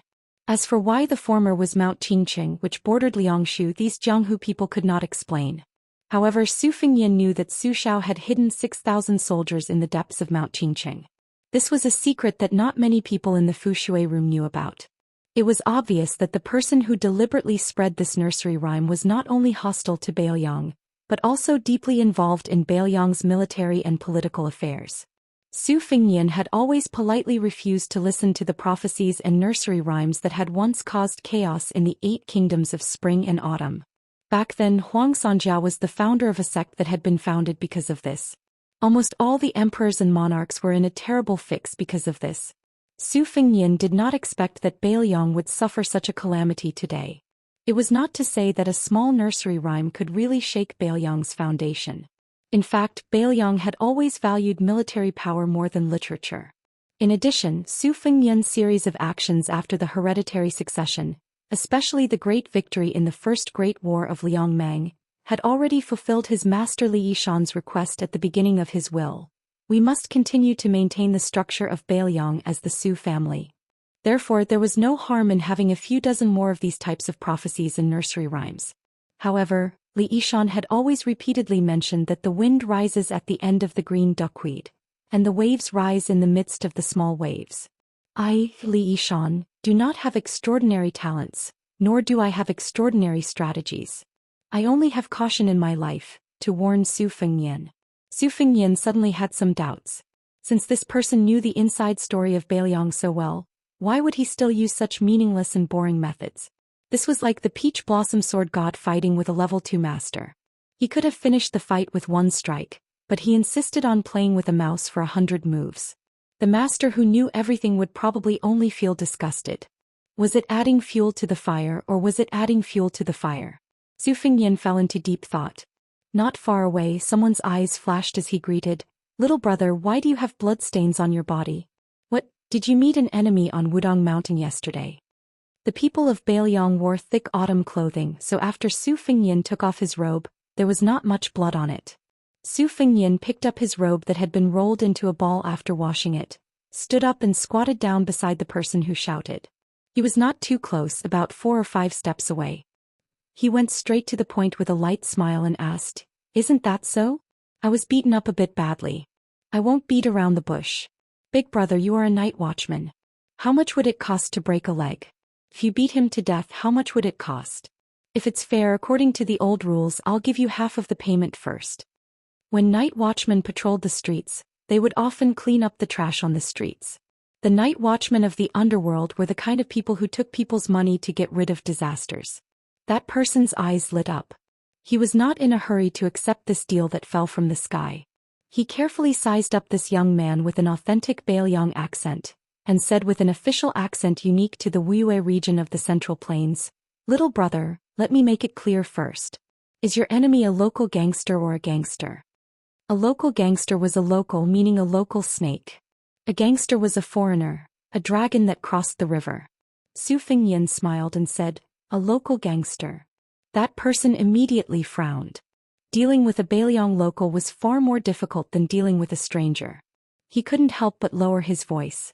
"What could it be, that Lian Kr or even the seahorse here?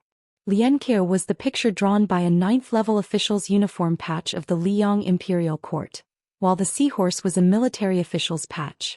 To the common people they were the county magistrate who destroyed families or the governor who destroyed families. As the county magistrate of a county, their ranks were often 8th level or 9th level.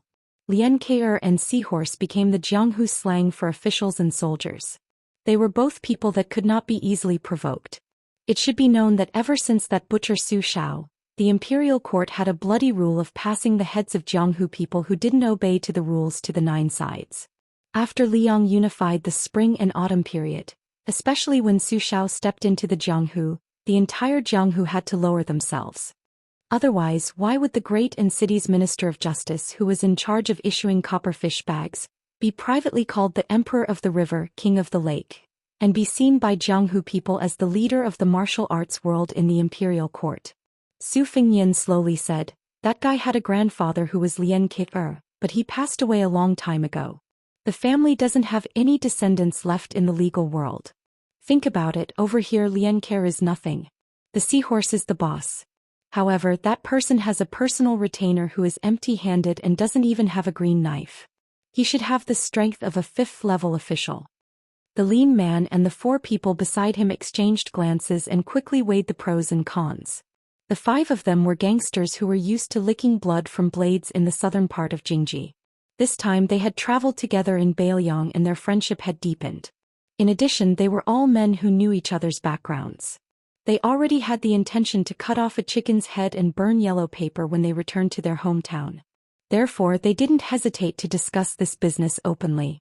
According to the young man's words, the retainer was old and his 5th-level strength could be considered presentable. However, the fist was afraid of the strong and the rod was afraid of the old. The 5 of them all had some fighting skills. As long as they worked together, they would definitely be able to beat the old master to death. However, the 5 of them were worried that they would commit a crime in Bailiang.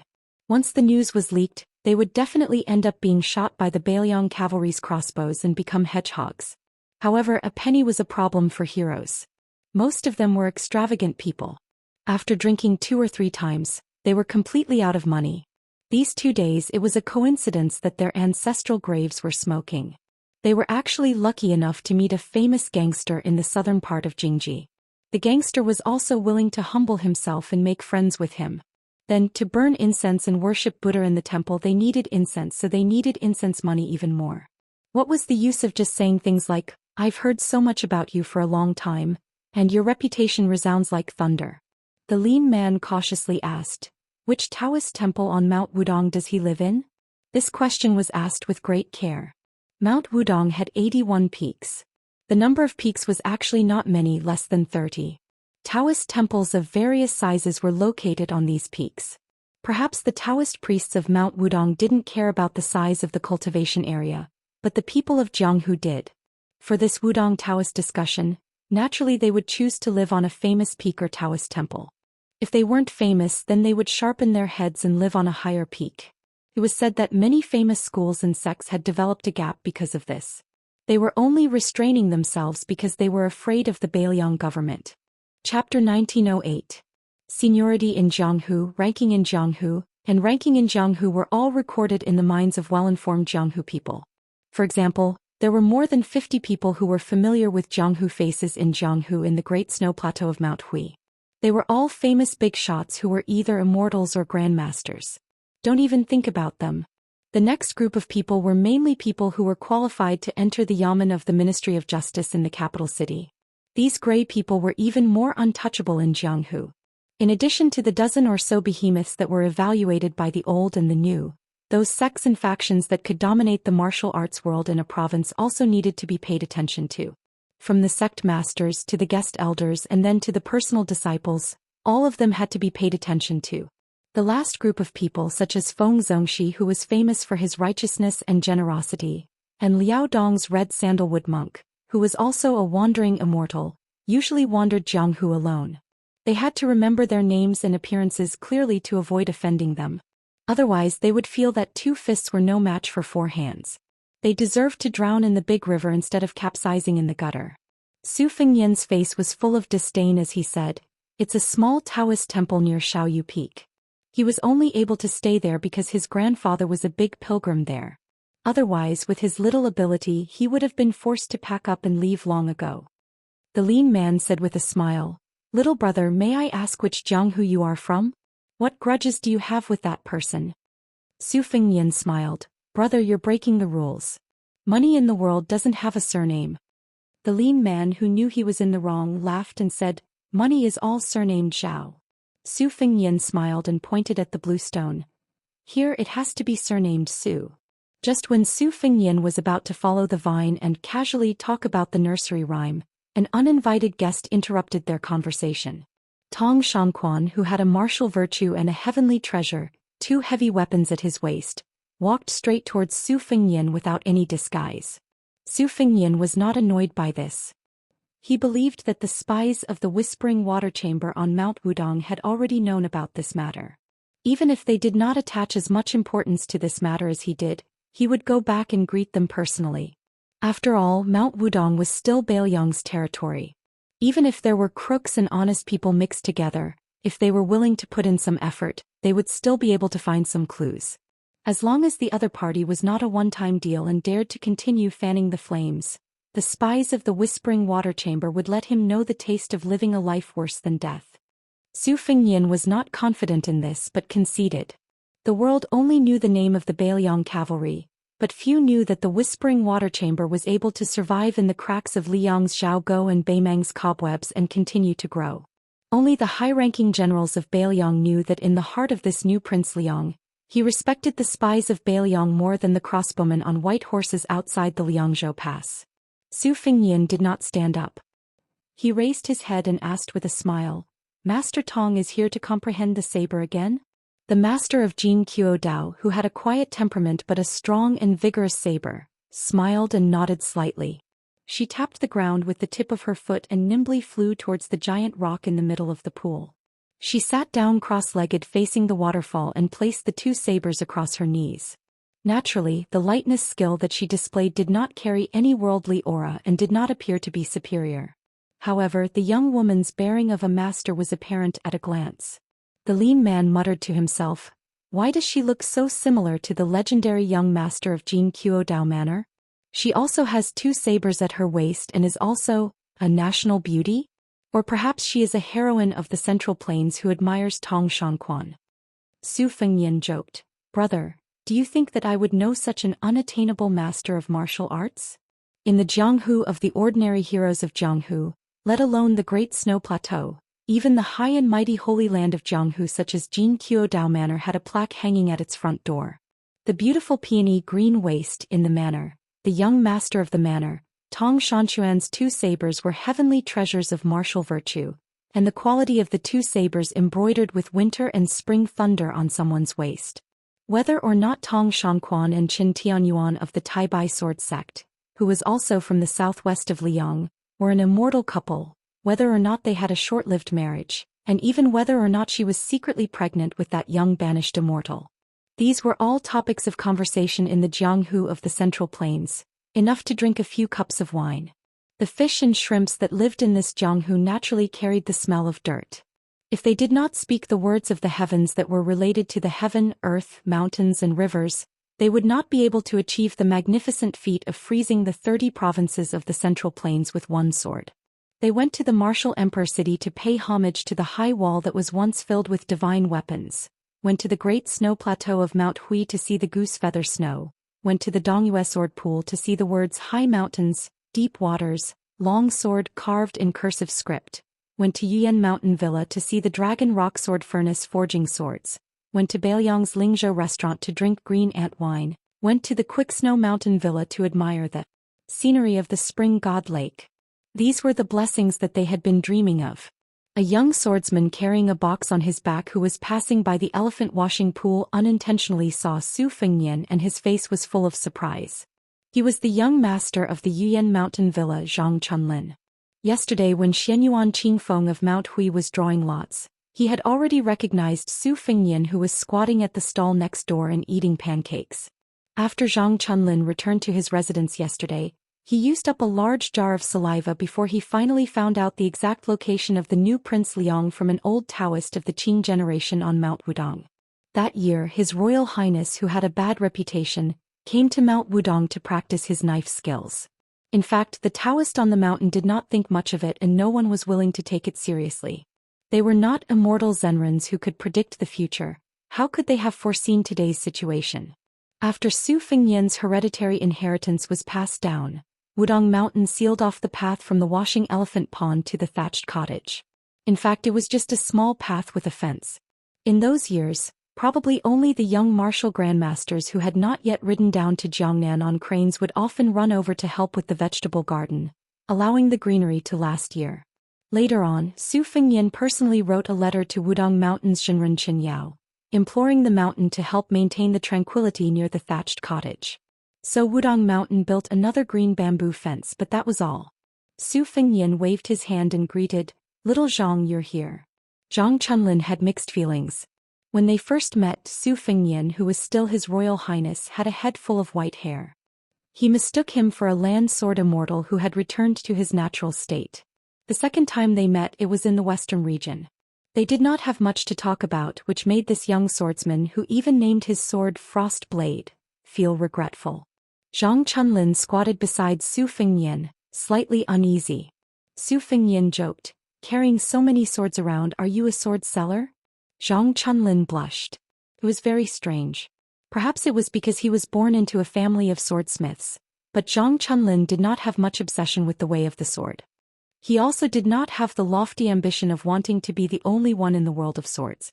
In the 100 years of Jianghu, sword masters emerged one after another. Zhang Chunlin did not particularly worship Li Chungang and Dong Tai, nor did he particularly yearn for the Wu family sword tomb or the Dongyue sword pool. Instead, he admired Jian Juhuang the most. His greatest wish was to be like that old swordsman of Western Shu, collecting all the famous swords in the world into his sword case. Just carrying them around in Jianghu was enough.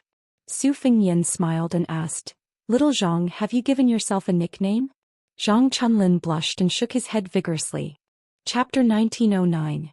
Su Fengnian, as an experienced person, earnestly instructed, "Then you must give yourself a prestigious name as soon as possible. Otherwise, if you inexplicably give others a silly Jianghu nickname, it will be too late for you to cry." There are many examples of this in Jianghu. For example, in Gangnam-do, there is a sword master with white hair and long arms like an ape. His swordsmanship is actually not bad, but after he was called White Monkey when he was young, he could not get rid of it. Even if he had to say, "I am the white ape divine sword," every time he did something chivalrous, others did not care. They all thanked the White Monkey hero for saving their lives. Don't you think he was aggrieved? There is also the famous Fist Master in the Southeast Sword State.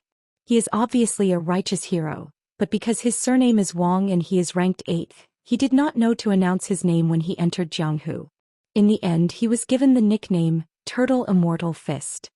Turtle has become an immortal. If he is not an old turtle, then what is he? Zhang Chunlin, who was enlightened, nodded his head like a chicken pecking at rice. He deeply agreed. The lean man was about to interrupt the young master's nagging, but his companion pulled his sleeve. He turned his head and got the meaning from his companion's eyes. This guy was unreliable. Even if this business was true and it was not ambiguous about the money, but such an unreliable guy could not keep his mouth shut. The lean man thought about it and agreed. He sighed, still feeling a little regretful, and coughed heavily, attracting the young man's attention. The lean man patted him on the shoulder. "Little brother, unfortunately, we suddenly remembered that we have an urgent matter to attend to. I'm afraid that we can't help you with your trouble. However, even if we can't make a deal, we still have feelings for each other. Let me give you a piece of advice. If you want to make a name for yourself in the future, you must be down to earth." Su Fengnian smiled and nodded. "Brother, you are right." The young master of Yuyan Mountain Villa was stunned.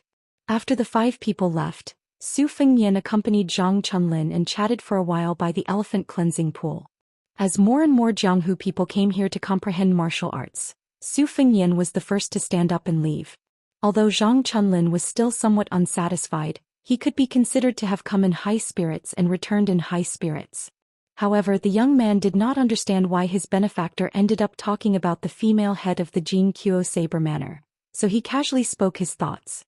He heard that the woman surnamed Tong was extremely talented, and practiced the saber very hard, but her temperament was old-fashioned.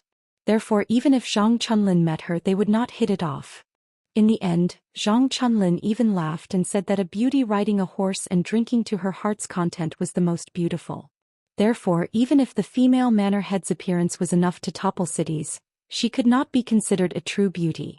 Zhang Chunlin had a lot of fun talking. Before leaving, the young lord patted him on the shoulder and said something that confused Zhang Chunlin. Jiang Hu can be big or small.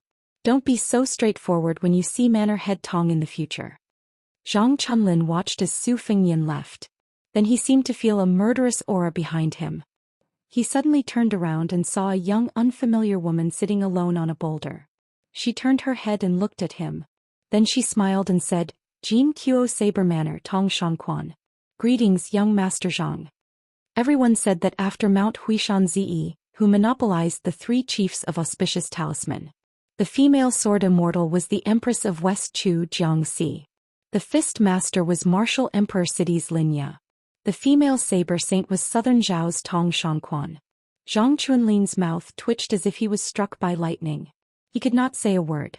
Tong Shanquan, who probably would not ride a horse and drink in her life, slowly turned her head and no longer paid attention to the young manor head of Yian Mountain Manor. Su Fengyan leisurely returned to the front of the thatched cottage. Jiang and I was sitting on a small bench under the eaves. Su Fengyan said softly, It's nothing. I just fought with someone in a daze and in the end I took advantage of him. She blinked her eyes. Su Fengyan stretched out his hands. His hands were empty. He smiled and said, You can't earn half a copper coin for this kind of thing. She asked softly, When are you leaving Mount Wudong? Su Fengyan moved a stool and sat next to her. I have to leave immediately. She whispered, Are you going to Mount Qingliang or directly to North Rejecting City? Su Fengyan smiled. North Rejecting City is about to be built. Many people are waiting for me. Of course I'm going directly to Liangzhou Pass. She said as if relieved of a burden, Then I'll go too. Su Fengyan nodded. Okay. Su Fengyan then asked curiously, Today Wudong Mountain's Great Lotus Peak and Purple Sun Palace will be discussing the Dao and martial arts. There will be a lot of elusive grandmasters appearing. Aren't you going to take a look? Jiang and I said unhappily, What does their quarreling have to do with me? Su Fengyan could not help but laugh. Jiang and I asked carefully, There are so many copper coins here. Won't they be stolen? Su Fengyan shook his head. I'll talk to Mount Wudong. If there's even a copper coin missing, we'll go to Purple Sun Palace next time and make a scene. Jiang and I smiled. You can go by yourself. Su Fengyan was also amused by his own words and did not say anything else. He enjoyed this rare moment of leisure. Jiang and I tilted her head. Then I'll only bring my sword case? Su Fengyan nodded and suddenly said, This time we'll leave in style. Let's not be sneaky. When the time comes you'll take me to sword kinesis flight. Remember to be slow. Jiang Ni's cheeks blushed slightly. Su Fengyan took her hand and stood up. He laughed aloud and said, Let's go. Let's go to the outside of Liangzhou Pass. I'll take you to see the magnificent picture of iron cavalry guarding the border pass, like halberds crossing the river. The great Liang dragon sparrow sword slowly ascended and a young man and woman left Big Lotus Peak under the gaze of everyone. After Hong Shixiang and Su Jihu, there was another immortal couple in the world. It was also on this day that a middle-aged man with 2 swords at his waist left the old donkey that had accompanied him for thousands of miles on Little Lotus Peak to accompany the old green ox. A blind female zither player slowly descended the mountain alone under the reluctant gaze of a young man who claimed to be useless. She descended the mountain only for his peace of mind. There was an average-looking short man who said to a Miaojiang woman before he went down the mountain, If I die, find a handsome man and marry him. An elderly Confucian scholar with 2 people beside him bowed deeply to the sea of clouds at the edge of the cliff. He straightened his back and said loudly, This junior bids farewell to Sage Zhang. The scholar Qing Baishuang has lived up to his teachings. A woman in purple stood on the roof of Purple Sun Palace. She raised her head high and looked at the young man and woman who were flying further and further away. She sneered lightly. An elderly Daoist rubbed the head of his disciple's disciple. Then he smiled at an even older senior brother. Wudong is worthy of cultivating in this life. An elegant Taoist from Mount Longhu bid farewell to a Taoist from Mount Wudong. If there's a chance I'll come for tea again. An old man gently picked up his sword in the room. After hanging it properly, he said to himself, "How can my Dongyue sword pool not have one person dying outside the pass?" On this day, Dong Tai Xinyuan Qingfeng Wei Miao Mao Shulang Qing Bai Shuang Ji Lu, and Qi Xianxia Tai Qingshan Shuesongguan and Yu Xingrui. The 10 grandmasters of the Central Plains left Mount Wudong at the same time and headed outside Liangzhou Pass. After the snow ends, there will be a short story related to the snow. It will be about 200,000 words in total. It will be updated continuously on the public WeChat account Fenghuan 1985. So you must pay attention to it. The story of the snow that has been nagging for more than 4 million words is really coming to an end this time. So, those who haven't subscribed yet and those who are in the mood to do so, please subscribe. You don't have to subscribe all the time. It's also good to help increase the number of high subscriptions. Chapter 1910. In Beiliang's Daoling Prefecture, there was a crowded and bustling shipping dock. This dock had been greatly expanded in the hands of the previous provincial governor, Su Beiji. It was not as if the Lingzhou officialdom did not complain about the waste of money and manpower. Other than the dock, there were also huge granaries that were no less than Liang. This provincial governor had built a lot during his time in office. However, who did not know that Su Beiji was known as the most favored Beiliang? In addition, Beiliang had never had the custom of censuring officials. At most, the officials and scholars in the officialdom would privately criticize him. Naturally, no one was willing to go to Mount Qingliang to be rejected. It was probably because Su Beiji's official reputation in Lingzhou was terrible. After the newly appointed provincial governor Chang Sui took a break to recuperate, the entire Lingzhou, who had been mentally prepared, felt like they were bathing in the spring breeze. They were full of praise for this scholar who came from the Shangyin Academy. Today at the dock, under the escort of 200 of Lingzhou's most elite light cavalry, 2 carriages slowly arrived. 2 elegant men in official robes walked out. They were the proud disciple of the literary grandmaster Han Guzi, the provincial governor of Lingzhou Chang Sui, and the father-in-law of the new prince of Liang, the Central Plains Lu Jianka Lu Dongjiang, who had just been promoted from the provincial governor of Liangzhou to the deputy administrator of Beiliang. In just a short year, Lu Dongjiang had sat in the 3rd position of Beiliang's civil official. Although it was a typical case of a father relying on his daughter, the Beiliang officialdom was pragmatic. It was not good for reputation. It did not have the complicated formalities of the Liang imperial court, such as whether one had a Jinshi background or served in the Hanlin Academy. Lu Dongjiang's official rank was the same as Song Dongming's. However, Lu Dongjiang was in charge of the government affairs of Yuling and Song Dongming, while Song Dongming was in charge of Lianglu and Lianglu. It was a bit like they were equals. Therefore, not long ago, a member of the Qingzhou Lu family said at a family banquet, "Tian City once had a conflict between Zhang and Gu. Now Beiliang also has a conflict between Lu and Song. It is a conflict between gentlemen. As for Wang Linquan, he is just a merchant who stinks of money." The 2 meanings of this flattery made Lu Dongjiang, who had entered Beiliang and Lianglu, deeply agree. Although Lu Dongjiang still had some grudges against his ruthless daughter, Lu Qingyan, after such a meteoric rise, he gradually let go of this troublesome matter under his nose.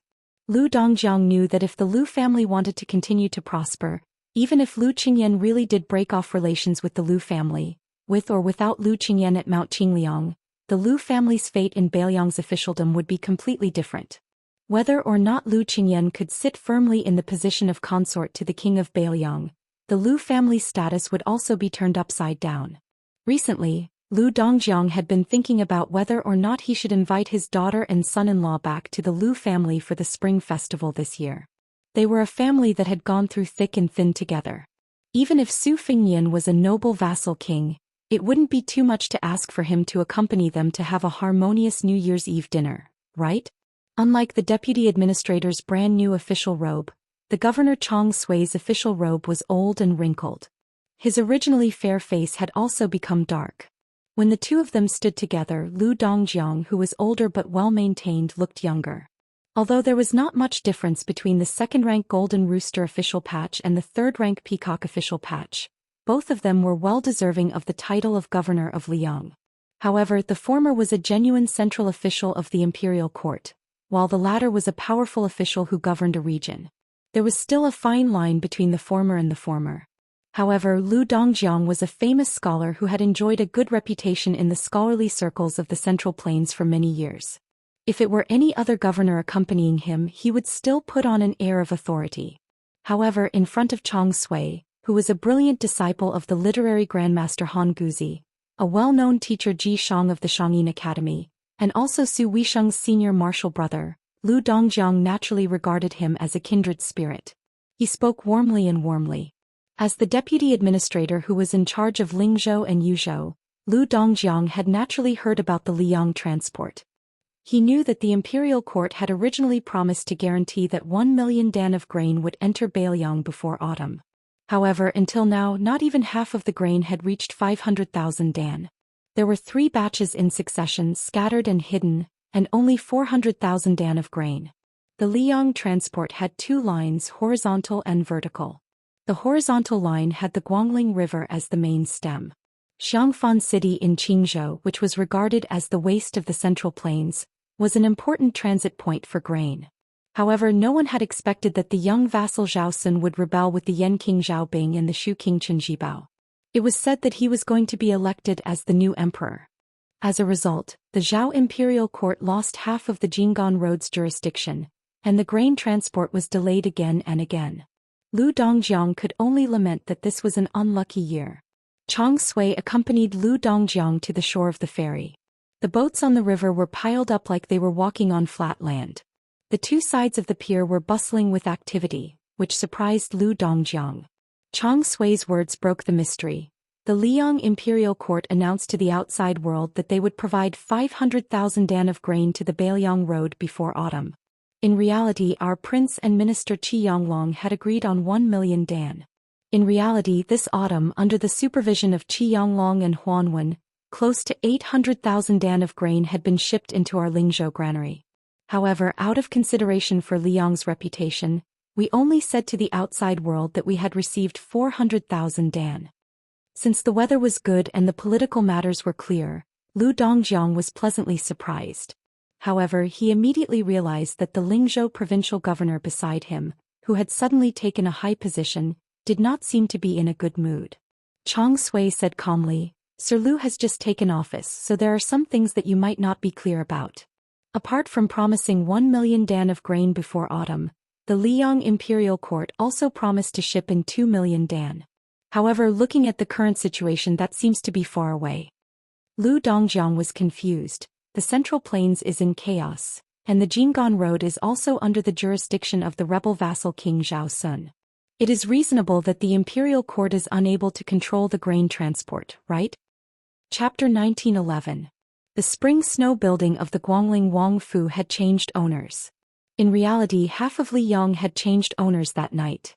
Naylan Yusi, who had planned all of this, sat at the mouth of the Rouge Well at the peak of the mountain by the river. There were a dozen rainflower stones produced by the Guangling path in one hand. He picked them up one by one and then threw them into the well. Beside Naylan Yusi stood sword Immortal Tang Shi Lu Baijie, who had been reduced to a prisoner. Unlike the administrator Wang Xiongui, who had been locked in prison, as the Guangling path Jidushi, Lu Baijie was not restrained as long as she did not leave the Wang Fu. Lu Baijie asked, "Mr. Naylan, what business do you have with me?" Naylan Yusi lowered his head and bent down to look at the black well. He said with a gentle smile, "While the Yanqi Wang Fu has some spies and death warriors who have been rooted in Great Peace City for many years, and some of them have high positions, they cannot compare to Mr. Tang Shi, who has been in the center for a long time. I want to know how many of the important officials of Liyang in Great Peace City who are qualified to attend the small court meeting of the Divine Cultivation Hall are loyal officials, how many of them will waver in times of danger, and how many of them are not loyal to the young emperor. If Mr. Tang Shi is willing to speak frankly, we will be able to act accordingly. In the future there will be fewer ghosts in Great Peace City." Even if he was speaking extremely vicious words, this strategist's voice was soothing and his smile was shallow. He was truly a romantic figure that was hard to dislike. Lu Baijie shook her head and said, "Mr. Naylan is thinking too much." Naylan Yusi had an expression that said he knew it. He waved his sleeve and stood up. He said with a smile, "Let's go, I'll take you to a room. I spent 3,000 dan of rice to gather a study for Mr. Tang Shi." Lu Baijie was confused. Study as a gift? And what was with the 3,000 dan of rice? Not to mention Great Peace City where every inch of land was worth its weight in gold. Even in her hometown Gangnam-do, 3,000 dan of rice could be converted to silver to buy some good study supplies? Nalan Yusi said confidently, Mr. Tangxi, please wait and see. You will not be disappointed. Lu Baijie followed Nalan Yusi to a secluded courtyard in the Wangfu. After passing through the corridors and buildings, Nalan Yusi pushed open the door and extended his hand, indicating Lu Baijie to enter the room first. The first thing that came into view was a table made of yellow rosewood with black lines. Because it was a short table, it was naturally not a desk that was used to place expensive and elegant items. However, the waist of the table was made of banana leaves, undulating like water ripples flowing elegantly. On the side there were branches of flowers and birds, giving it a sense of fancy. The lower part of the table was carved with dragon horns and teeth. When one looked back it was full of vigor. The study table further away was a long table with dragon patterns. The 4 treasures of the study on the table were all treasures that any scholarly family in Gangnam-do would want to worship. Nalan Yusi walked to the side of the table, 2 fingers holding the lid of an ancient and cute purple clay teapot. He raised it up high, but the body of the teapot did not fall. He said with a smile, "This is the heaven and earth tea teapot that has been lost in the old Dongyu." When this teapot was popular in the north and south of the Yangtze River, the matter of drinking tea had already taken a back seat. It became a peerless item for people to enjoy. Now it is even more difficult to buy with money. There is no way around it. Most of the people of Dongyu like to bury a heaven and earth tea teapot with them when they die. Mr. Tangxi is a divine hand in the way of tea and should know better than me. This teapot is not ordinary. Lu Baijie just glanced at the teapot and looked around. She asked with a heavy face, "All the items in this room only cost 3,000 dawn of rice?" Nalan Yusi laughed and said, "Don't worry, it is definitely not because of the war in Guangling Path that caused the noble families to sell their treasures cheaply. To put it bluntly, since the fall of Dechu 20 years ago, the officialdom of Guangling Path was full of villains who suddenly became rich and powerful. There were not many valuable family names. Otherwise they are just fence-sitters. This time the owner of the Spring Snow building changed. Most of them changed their rudder very quickly. There is no need to take out these good things to exchange for gold, silver and rice." Nalan Yusi suddenly squatted down and went under the dragon pattern table. Then he stuck his head out and waved at Lu Baijie. Lu Baijie was confused by this strategist. After hesitating for a moment, she followed his example and went under the table. Nalan Yusi rubbed the bottom of the table with his fingers and said with a smile, "It is not easy to light a candle in broad daylight. However, with the eyesight of Tangxi Sword Fairy, she should be able to see the origin of this item from the handwriting. It is here." Lu Baijie followed Nalan Yusi's finger and looked up. She saw that there seemed to be 6 words carved with a dagger. It was crooked. Except for some childishness, it did not have the demeanor of a master. However, Lu Baijie was shocked on the spot.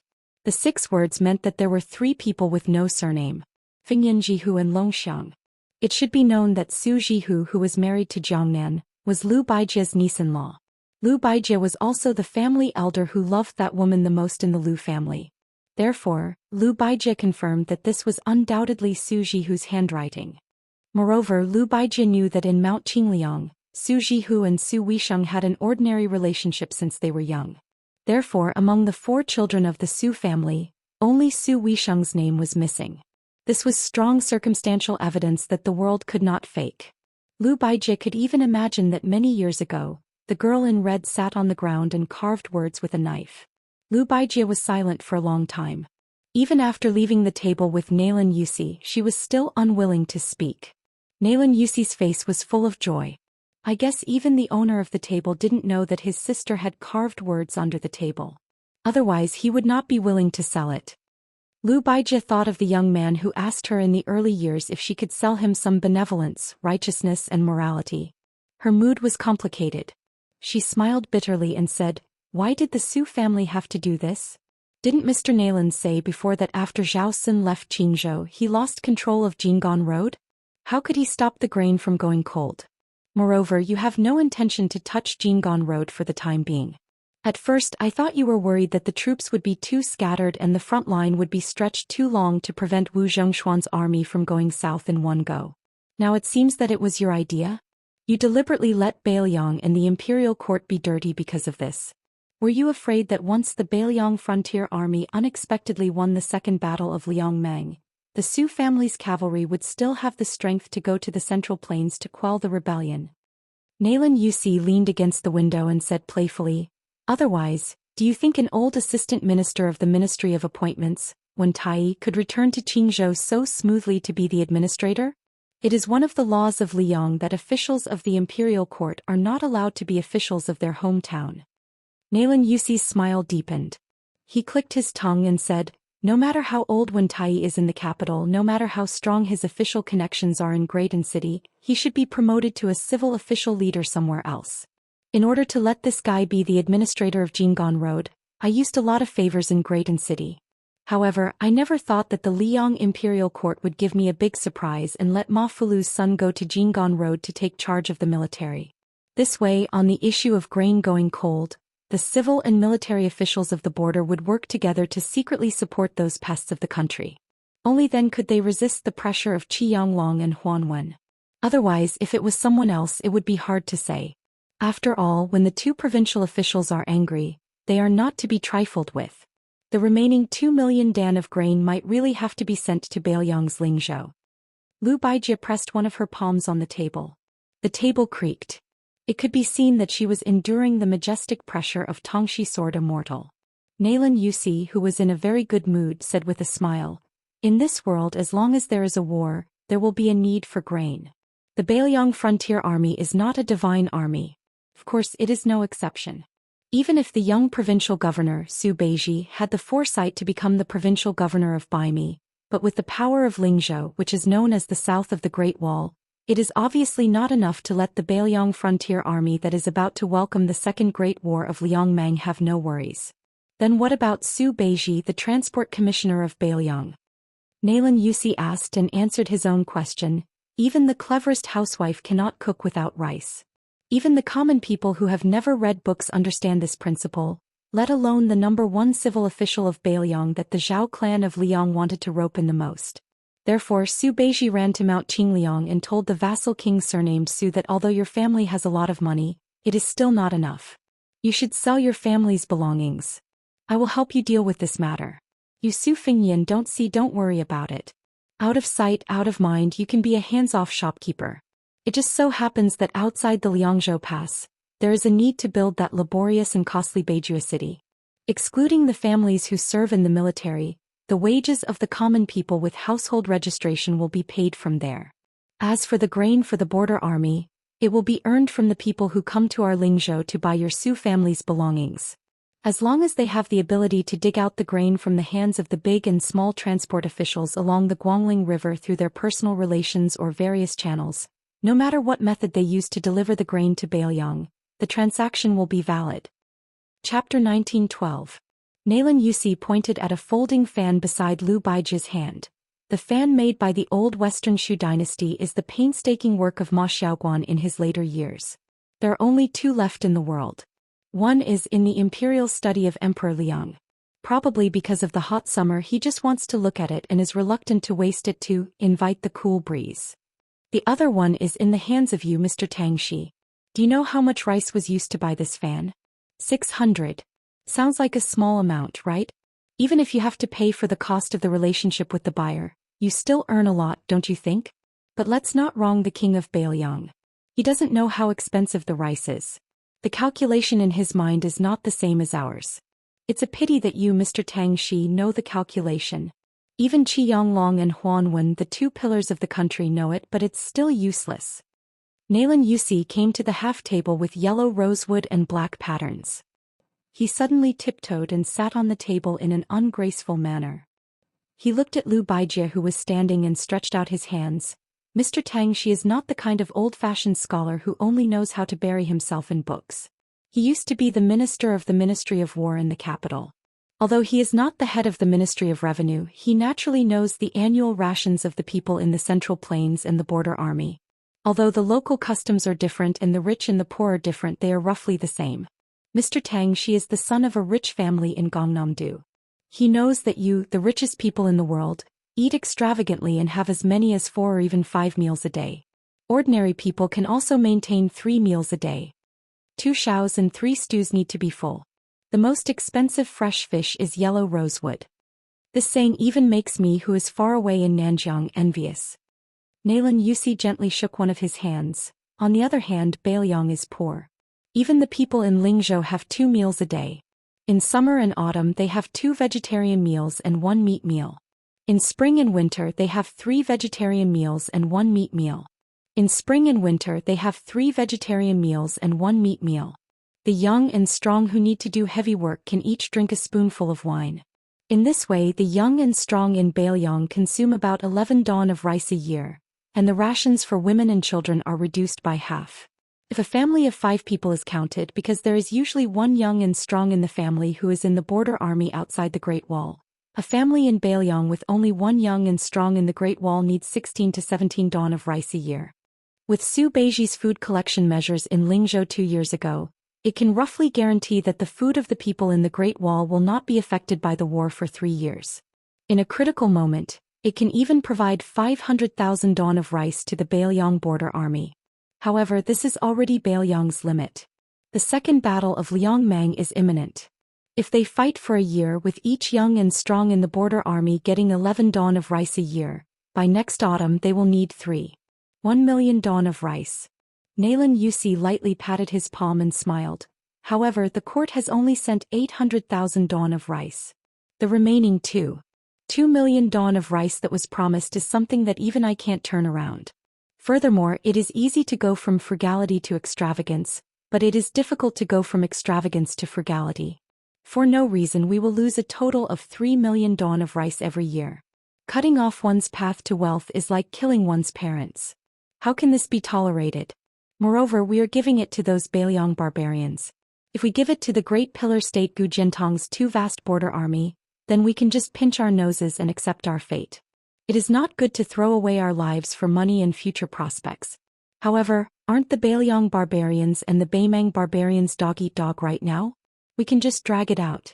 The Su family's iron cavalry can't even protect themselves. How can they free up their hands to compete with us, the transport officials who are far away? The 4 legs of the desk under Lu Baiji's palm shattered with a bang. The entire desk fell straight to the ground, and the once priceless but now incomparably lowly scholarly furniture scattered in all directions like birds and beasts. Nalan Yusi turned a blind eye and continued with a smile. Of course, a cornered dog will jump over a wall. The Bailiang side doesn't just rely on cheap sellers to exchange for provisions. Didn't the young man surnamed Su create a large and powerful fish dragon gang? He let them pave the way all the way down the Guangling River, bringing countless antique collections to open shops in various places. Of course, these Jianghu people's fists are also quite strong. It is said that Transport Commissioner Su Beiji has already spread the word that if anyone dares to delay the fish dragon gang's legitimate business, he will let the Bailiang cavalry personally knock on their door and reason with them. In fact, the yamen on both sides of the river and the local garrisons that were previously scared out of their wits by the 10,000 great snow dragon cavalry were really shocked by this move. Therefore at this time they need me, Nalan Yusi, to muddy the waters again. Nalan Yusi stretched out a finger and pointed at his own nose, smiling brightly. Lu Baijie clenched his fists and stared at the only remaining figure of those strategists. Zhao Chongling, Huang Longshi, Yuan Binshi, and Li Yishan had all died one after the other. It seemed that only this Nalan Yusi had lived to the end, and seemed to have had the last laugh. Lu Baijie asked, "You Nalan Yusi just want to help Zhao Bing usurp the throne. Why do you have to do this?" Nalan Yusi's smile faded, his hands supporting the delicate yellow rosewood table. "My efforts in Bailiang have never been less than in Great Peace City." Lu Baijie, who had always been gentle and elegant, asked angrily for the first time, "Are you really not afraid that the Bailiang of Liyang will fight and only Beimang will benefit?" "Nalan Yusi, what do you want to do?" Nalan Yusi did not care about Lu Baijie's murderous intent at all. He said lazily, "Those who know me know my worries, those who do not know me ask what I want." Then Nalan Yusi turned and smiled at the door. "Move back, Mr. Tang, she is just joking." Lu Baijie laughed in anger. "I am joking with you, Nalan Yusi?" Nalan Yusi asked in response, "Otherwise, can you really kill me?" This sword Immortal Tang, she immediately became dejected. Lu Baijie had never been so disheartened. Lu Baijie had never felt so helpless, whether it was when he was willing to be silent in a family full of heroes for a woman, or when he was exiled from Great Peace City by the Emperor of Liyang, or when he became a prisoner in the Spring Snow building. Nalan Yusi jumped off the table and sneered softly. The entire Central Plains will be as helpless as you. You, Lu Baijie, are the first person to experience this. Lu Baijie silently crouched down and flipped over the table. He looked dazedly at the words the woman had carved in her early years. After Nalan Yusi finished speaking, he slowly walked out of the room and did not forget to close the door for Mr. Tangxi. That sentence was, "I want to see how the young man surnamed Su will help you guard the northwest gate of the Central Plains." Nalan Yusi walked out of the house, left the courtyard and climbed to the top floor of the Spring Snow building. He came to the corridor and stood against the railing, looking at the Guangling River in the distance. He muttered to himself, "Drunk holding a wine cup, can swallow the cool breeze of Jiangnan Wu, brushing the armor and blowing, can absorb the strength of the northwest Qinlong. But now I am living in Jiangnan. You who said such bold words have long died in the northwest." Nalan Yusi raised his head and asked softly, "Li Yishan, if you are still alive, will you persuade your student not to guard the northwest gate?" At this moment, a voice sounded behind Nalan Yusi. "Li Yishan will never say this." Nalan Yusi did not turn his head. He quickly returned to normal and asked with a smile, "Why does King of Shu also have the leisure to climb high and look into the distance?" It was Qin Jibao's uninvited guest. He said indifferently, "Wu Zhongshuan is nothing. If I throw him into the Bailiang frontier army, he can't even be the deputy commander of the infantry. Is he worthy of my attention?" Nalan Yusi finally turned around. He leaned against the fence and said with a smile, "Don't say this in front of Zhao Bing. It's too much of a slap in the face. Back then Wu Zhongshuan and I, Nalan Yusi, were the right-hand men of King Yen." Qin Jibao sneered, "So your Nanjiang army is only fit to have internal strife in the Central Plains." Nalan Yusi sighed, Qin Jibao, you really have to change your temper of only being willing to speak the truth." In other words, Nalan Yusi obviously did not deny Qin Jibao. He acquiesced in the contempt of the Bailiang Protector General for the elite army of Nanjiang. Nalan Yusi asked with a smile, "Don't you regret leaving Bailiang?" Qin Jibao twitched the corner of his mouth and he didn't even have the desire to speak. Nalan Yusi turned around again and looked at the Guangling River that rolled into the sea. He said, "Who said that the cavalry can resist the north like a halberd across the river?" Qin Jibao still didn't speak. Nalan Yusi leaned on the railing and gently rested his chin on the back of his folded hands. Bailiang, homophonic, sad, inauspicious. I don't know why that guy didn't persuade Su Xiao to change at the beginning." Qin Jibao finally sneered and said, "Sad?" He walked to Nalan Yusi's side and laughed. "My Bailiang cavalry has 300,000 soldiers. Life can be sad but death is magnificent. How can the gentle people of the Central Plains understand?" Nalan Yusi whispered, "Did you say, I Bailiang?" Nalan Yusi, who suddenly realized, said to himself, "One day you are the Bailiang frontier army, and you will be a soldier of Bailiang for the rest of your life. I understand. What you have done has nothing to do with the new Prince Liang Su Fingyan or even with the old Prince Liang Su Xiao." Nalan Yusi turned to support his chin with one hand and patted the railing with the other. He continued to look into the distance. "Qin Jibao, don't worry. I will help you to make the Central Plains understand. Of course, this is the premise that we can stand here and talk." Qin Jibao asked, "Aren't you afraid that Zhao Bing and Zhao Zhu will kill you? Especially Zhao Zhu?" Nalan Yusi said a joke that was not very funny, "I'm scared to death." Qin Jibao turned and left. He said in a deep voice, Qin Jibao, don't ask about the process, only the result. If you can't do it by then, don't mention Zhao Bing and Zhao Zhu, I will kill you first." Nalan Yusi, who had his back to the white-clothed war sage, said calmly, "Let's wait and see together with the whole world. Watch the big joke with me, Nalan Yusi, a joke that is not very funny.